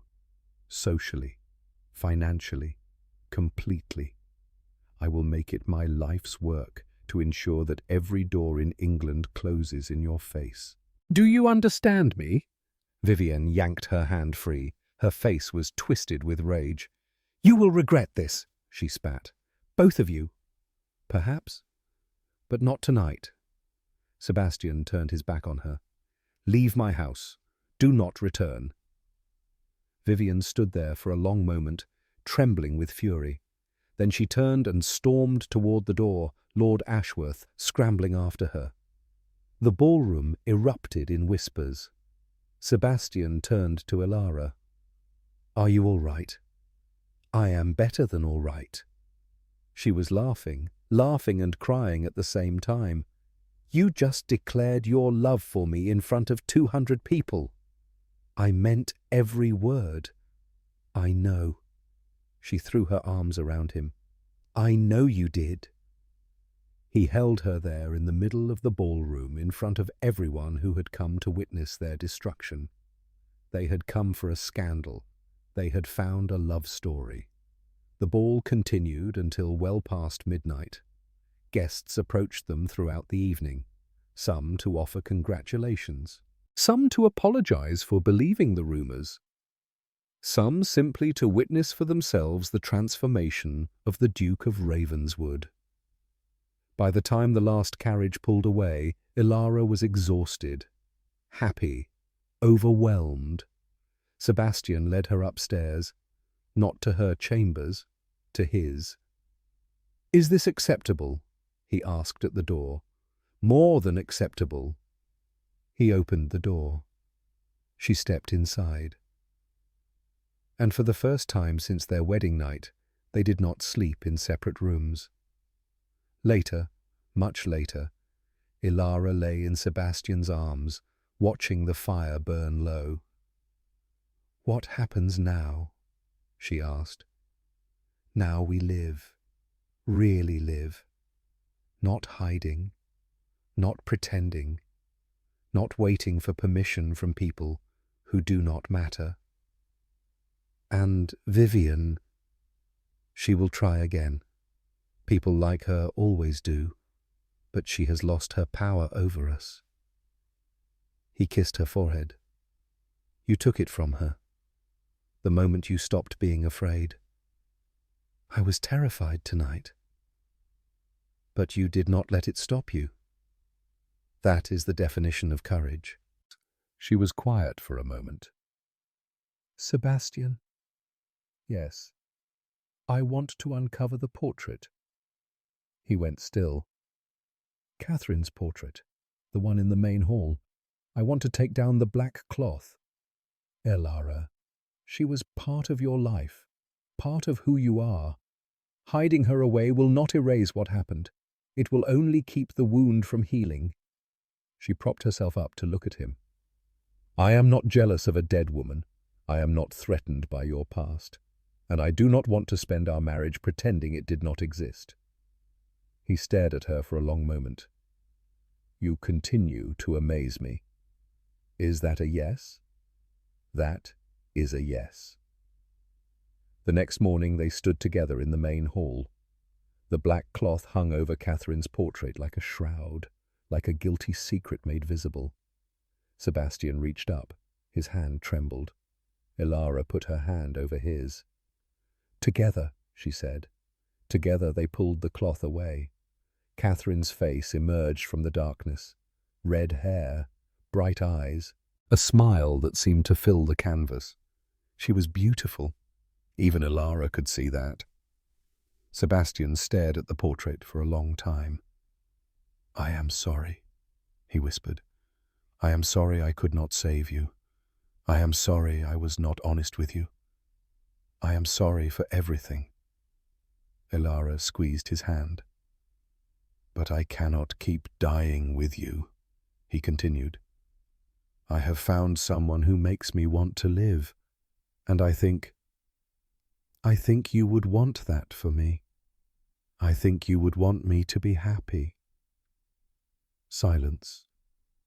Then, impossibly, a shaft of sunlight broke through the clouds outside.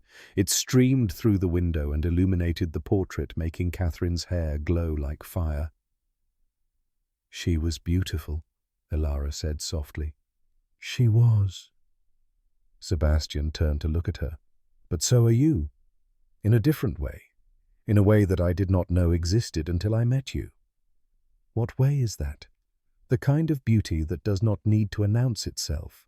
The kind that creeps up on you slowly, until one day you realize you cannot imagine your life without it."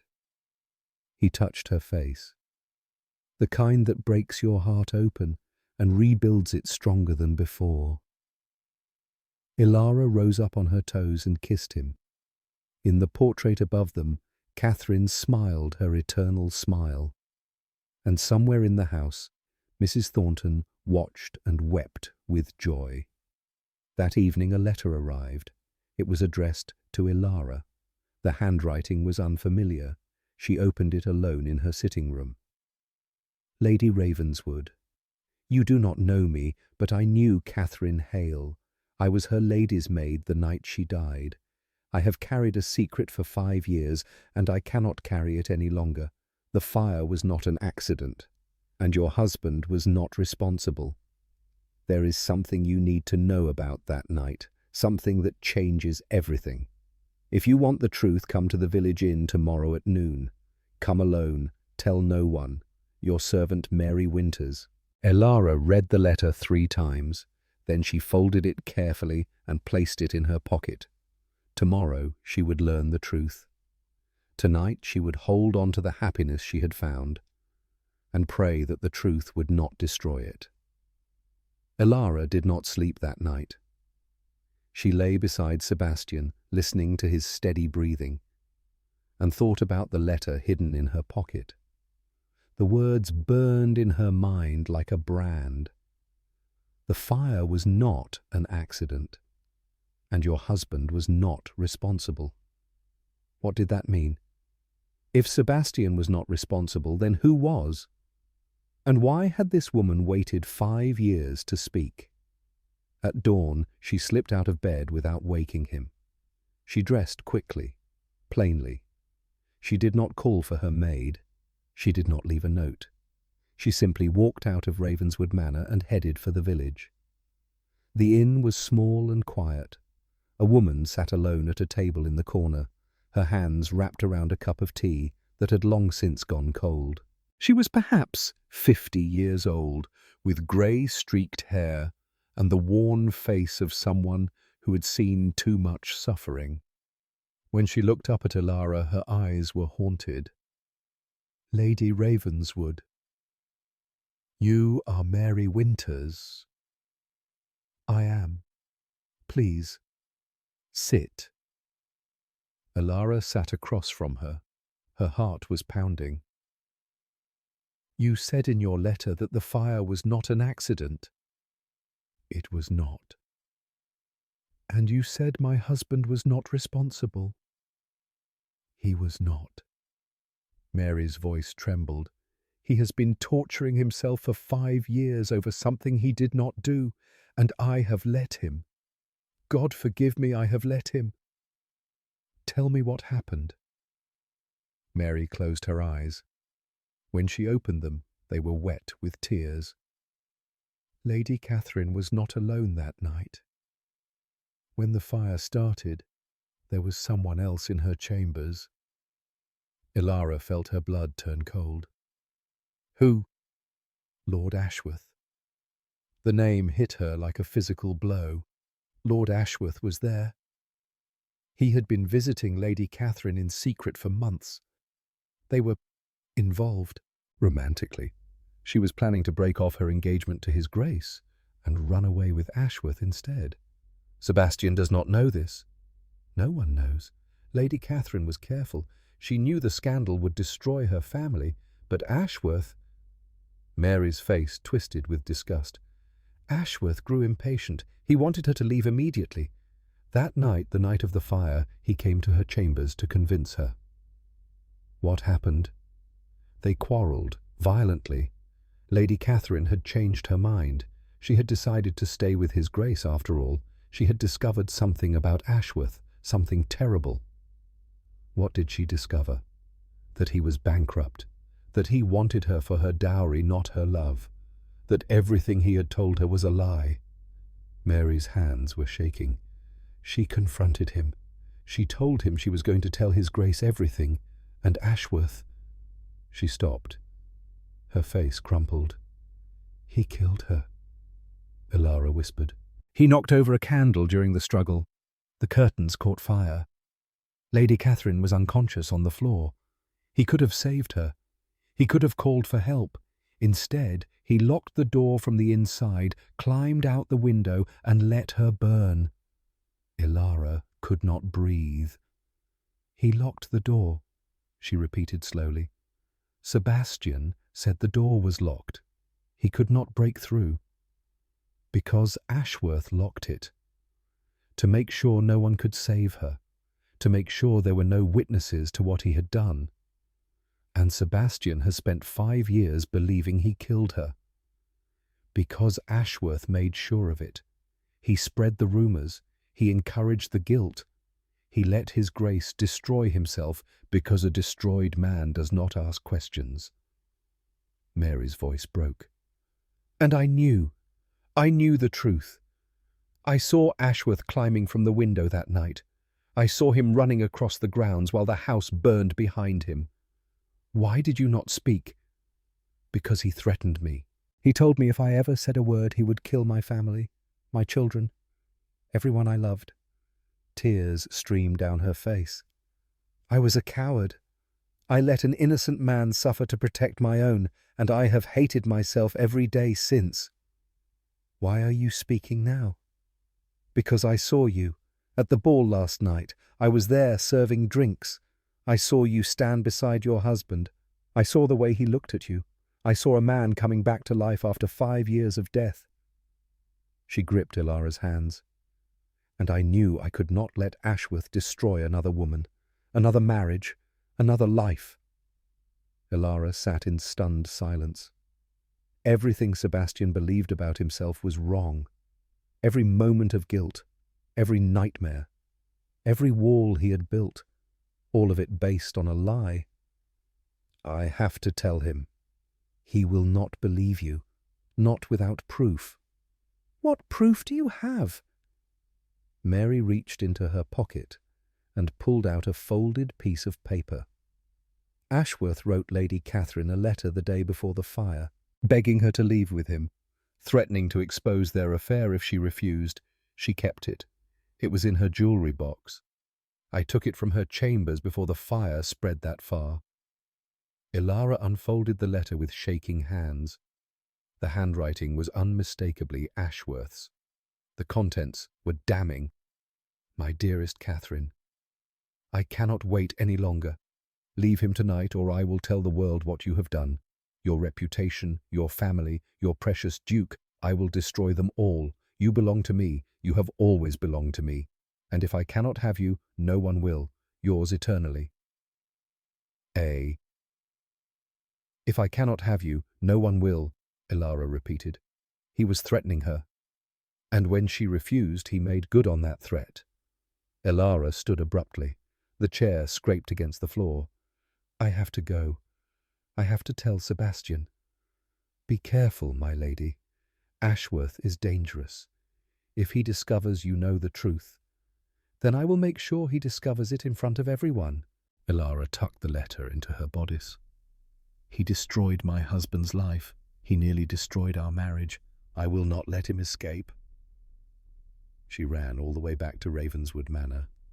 Sebastian was in his study when she burst through the door. Elara, where have you been? I woke up and you were gone. I thought... Sebastian, listen to me. I have to tell you something. What is wrong? You are shaking. The fire. Catherine's death. You did not cause it. He went very still. What are you talking about? The door was not jammed. It was locked from the inside by someone who was in the room with her. That is impossible. Catherine was alone. She was not. Elara pulled the letter from her bodice. Lord Ashworth was with her. They were having an affair. She tried to end it the night of the fire, and he killed her. Sebastian's face went white. That is not possible. Read this. It is in his handwriting. He wrote it to her the day before she died. He took the letter. His hands were trembling so violently he could barely hold it. She watched his face as he read, watched the colour drain from his cheeks, watched his eyes widen with horror, watched 5 years of guilt crack and shatter like ice in spring. If I cannot have you, he whispered, no one will. He killed her, Sebastian, and he let you believe it was your fault. I thought, all these years, I thought... His legs gave out. He collapsed into his chair, the letter crumpling in his fist. 5 years, he said. His voice was hollow. 5 years I have been dying. 5 years I have been punishing myself. And it was him. It was always him. Sebastian. He stood at my father's funeral and offered condolences. He visited this house and drank my wine and looked me in the eye. He proposed your marriage as a jest, knowing what he had done. Knowing what he had done. His voice rose to a roar on the last words. He swept everything off his desk. Papers, books, inkwells. They crashed to the floor in a cascade of destruction. "I will kill him. I will find him, and I will kill him with my bare hands." "Sebastian, wait. Do not ask me to wait.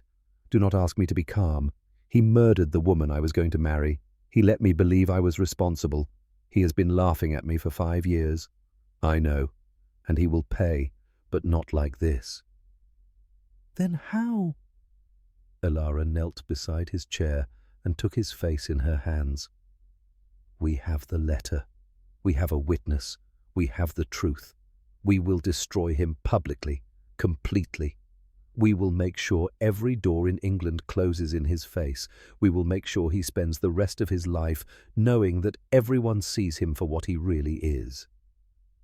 "That is not enough." "It will be. Trust me." She held his gaze. "I know what it feels like to want to destroy someone who has hurt you. I know the temptation. But if you kill him, you become a murderer. You go to prison, and I lose you." Her voice cracked. "I will not lose you. Not after everything we have survived." Sebastian stared at her. The rage was still there, burning in his eyes like wildfire, but beneath it something else, something stronger. Love. "What do you propose? A trial. In the court of public opinion. We gather every person of influence we can find, we present the evidence, we let them judge him. And if they do not believe us, they will believe us, because we have the truth, and because I will not stop until every last person in England knows what he did." Sebastian was quiet for a long moment. Then he reached up and covered her hands with his. "You are terrifying when you are angry. I learned from the best. I love you. I know." She kissed his forehead. "Now, let us destroy him." They sent invitations that afternoon. Not to a ball this time, to a gathering. An intimate dinner party for 30 of the most influential people in society. Lord Ashworth's name was on the list. The replies came quickly. Everyone was curious. Everyone wanted to see what the Duke of Ravenswood would do next. Ashworth accepted within hours. "He does not suspect," Elara said, reading his response. "He is arrogant. He believes he has gotten away with it for so long that he is untouchable. He is about to learn otherwise." The night of the dinner party arrived. Elara dressed carefully, not in silk this time, in black. Mourning colours for the woman who had died. A silent accusation before a word was spoken. Sebastian met her at the top of the stairs. "Are you ready? Are you?" He looked at her for a long moment. His face was calm, resolved, the face of a man who had finally found peace.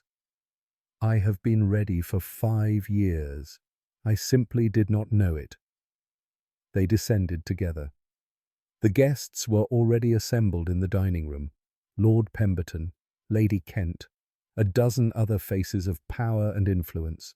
And at the far end of the table, looking perfectly at ease, sat Lord Ashworth.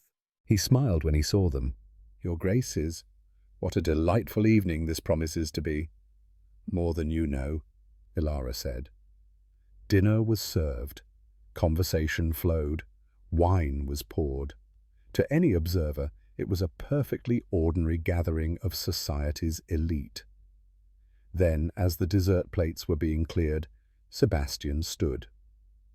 "Ladies and gentlemen, I have asked you here tonight because I have something to share.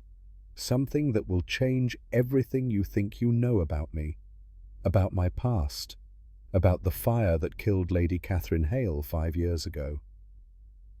The room went silent. Ashworth's smile flickered. "For 5 years," Sebastian continued, "I have believed I was responsible for Catherine's death. I have tortured myself with guilt. I have hidden from the world. I have accepted the whispers and the rumours because I believed I deserved them. Sebastian, Ashworth's voice was carefully casual. This is hardly appropriate dinner conversation. I was wrong. Ashworth went still. The door to Catherine's chamber was not jammed that night. It was locked from the inside by someone who was in the room with her. Whispers rippled through the guests. Someone who had been conducting an affair with her for months. Someone who came to her that night to convince her to run away with him. Someone who, when she refused, knocked over a candle, locked the door, and let her burn. Ashworth stood. His face was pale now. This is outrageous. I will not sit here and listen to baseless accusations. They are not baseless. Elara rose and pulled the letter from her sleeve.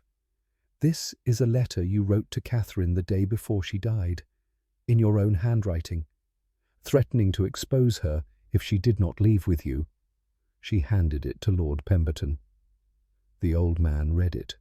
His face went grey. If I cannot have you, no one will, he read aloud. Good God! That proves nothing, Ashworth snarled. A letter could be forged. Then perhaps you would like to hear from the witness. The dining room door opened. Mary Winters stepped inside. Ashworth's face went from pale to white. Lady Catherine's lady's maid, Elara said. She saw you climbing from the window that night. She saw you running across the grounds while the house burned. She has been silent for 5 years because you threatened her family. But she is ready to speak now. Mary stepped forward. Her voice was steady despite her trembling hands. I saw Lord Ashworth leave Lady Catherine's chambers through the window. The fire had already started. He made no attempt to save her. He simply ran. This woman is lying, Ashworth said. She is being paid to discredit me. By whom?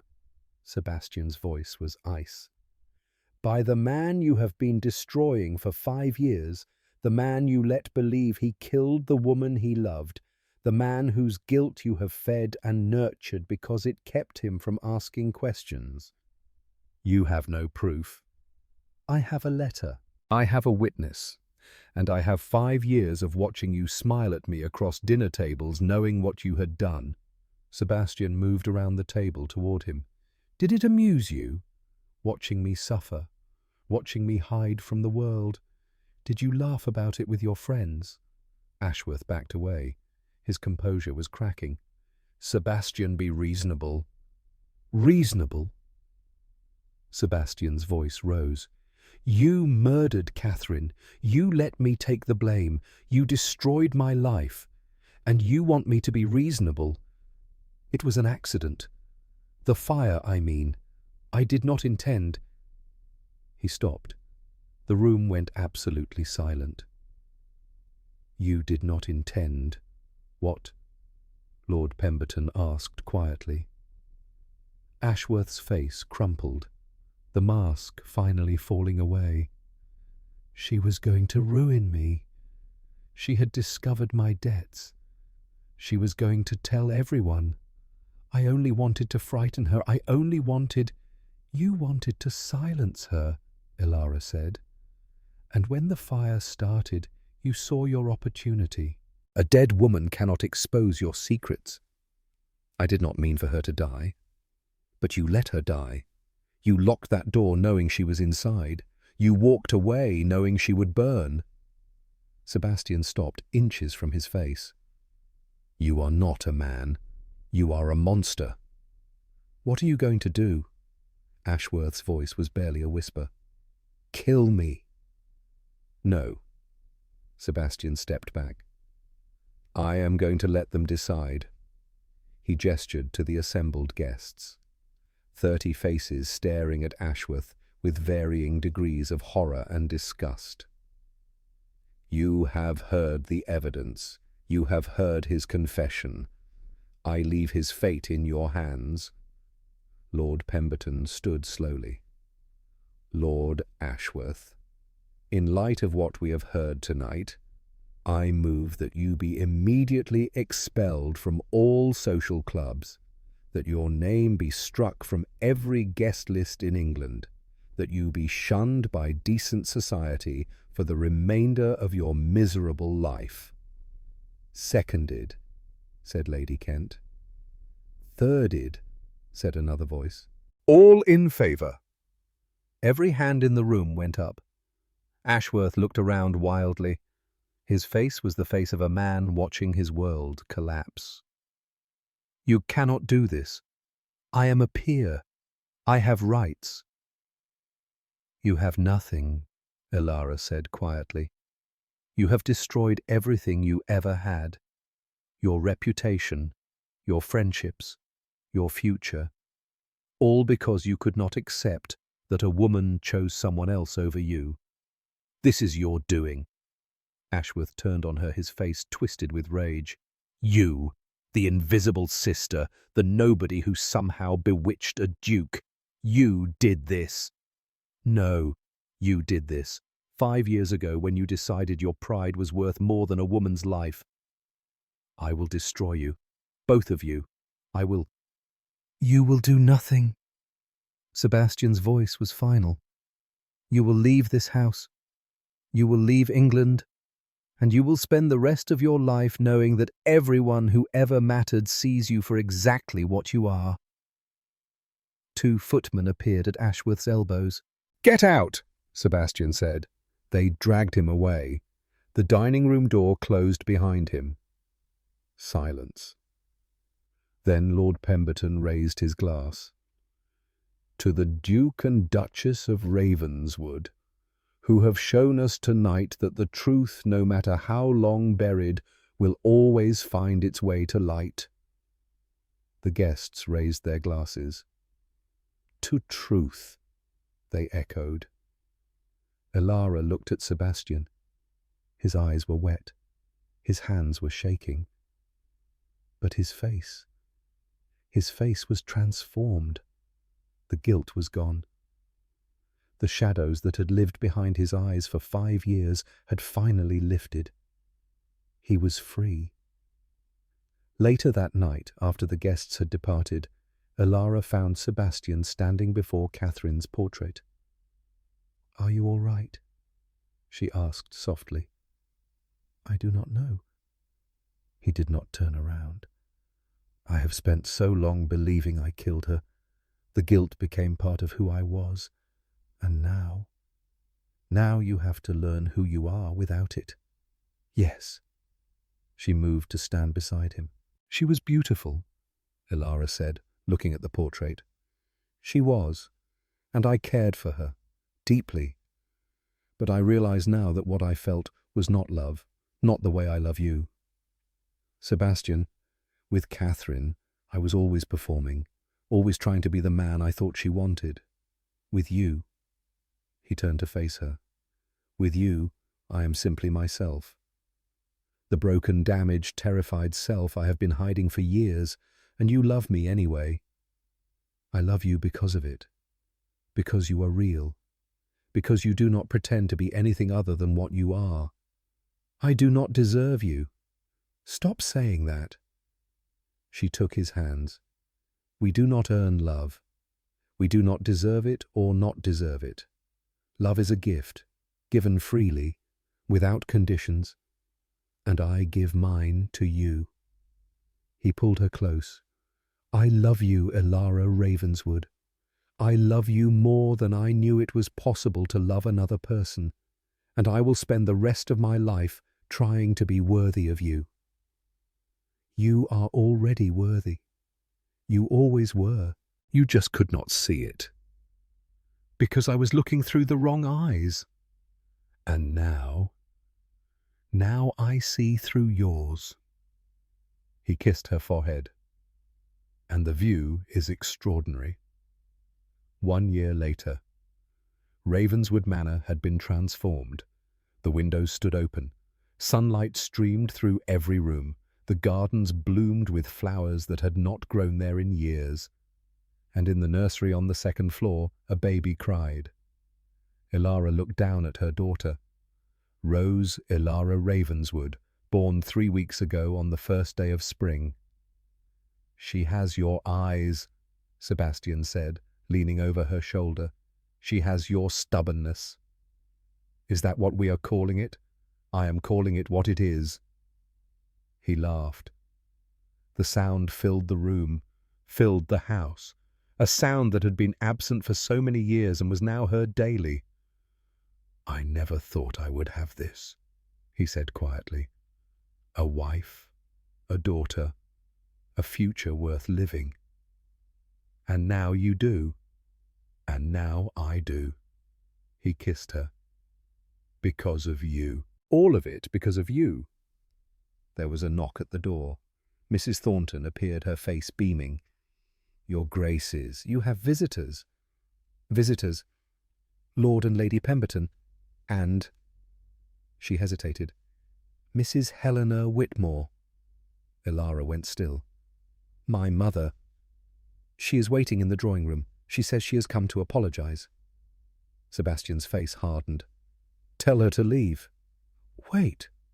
Elara touched his arm. "Let me see her. Elara, after everything she did." "I know, but I need to face her. I need to show her who I have become." He searched her face. "Are you certain?" "I am certain." She handed Rose to the nurse and made her way downstairs. Her mother stood by the window, looking older than Elara remembered. Smaller, diminished. "Elara?" Helena turned. Her eyes were red as though she had been crying. "Thank you for seeing me." "Say what you came to say." "I came to apologize." The words seemed to cost her something. For everything. For the way I treated you. For the things I said. For selling you to a stranger like you were nothing. You did not just sell me. You told me I was worthless. You made me believe it. "I know. And I was wrong." Helena's voice broke. "I was so focused on survival, on keeping what little we had. I did not see what I was sacrificing. I did not see you. No, you did not." "Vivian has been— she has left England. After the scandal with Lord Ashworth, no one would receive her. She is living in Paris now, alone." "I am sorry to hear that." "Are you—" Elara considered the question. "Yes, I am. Not because she deserves my sympathy, but because I have learned that holding on to hatred only poisons the person who holds it." Helena stared at her. "You have changed." "I have become who I always was. I simply stopped hiding it. I do not expect your forgiveness. I do not deserve it. But I wanted you to know that I see it now. I see what you have built. I see the woman you have become." Tears streamed down her face. "And I am proud of you. For the first time in my life, I am truly proud of you." Elara felt something shift in her chest. Not forgiveness, not yet, perhaps not ever, but release. The final chain breaking, the last weight lifting from her shoulders. "Thank you for telling me," she said quietly. May I see her, my granddaughter?" Elara was silent for a long moment. "Not today. Perhaps not for a long time. But perhaps someday. That is more than I deserve." "Yes, it is." Helena wiped her eyes. "I should go." "Yes, you should." Her mother walked to the door, stopped, turned back. "Elara, for what it is worth, you were never invisible to me. I was simply too afraid to look." Then she was gone. Elara stood alone in the drawing room for a long moment. Then she climbed the stairs back to the nursery, where Sebastian was waiting with their daughter in his arms. "Are you all right?" he asked. "I am better than all right." She took Rose from him and held her close. "I am free. Free from all of it. The guilt, the anger, the need to prove myself to people who will never see me clearly." She looked up at him. "I have everything I need right here." Sebastian wrapped his arms around both of them. "So do I." They stood there together, a family built from broken pieces stronger for having been shattered. Outside, the sun was setting over Ravenswood Manor. The house that had been a tomb for 5 years was now a home, filled with light, filled with love, filled with the sound of a baby's laughter and a father's joy and a mother's quiet contentment. They had chosen each other, not as a joke, not as a convenience, but as two souls who had found in each other something worth fighting for. And in the end, that was all that mattered. Not where they started, not what the world thought of them, not the darkness they had survived. Only this, only love, only the courage to be truly seen. Dear listener, perhaps you have felt what Elara felt, the ache of being invisible, the wound of being dismissed, the quiet despair of believing you do not matter. But here is the truth. You matter.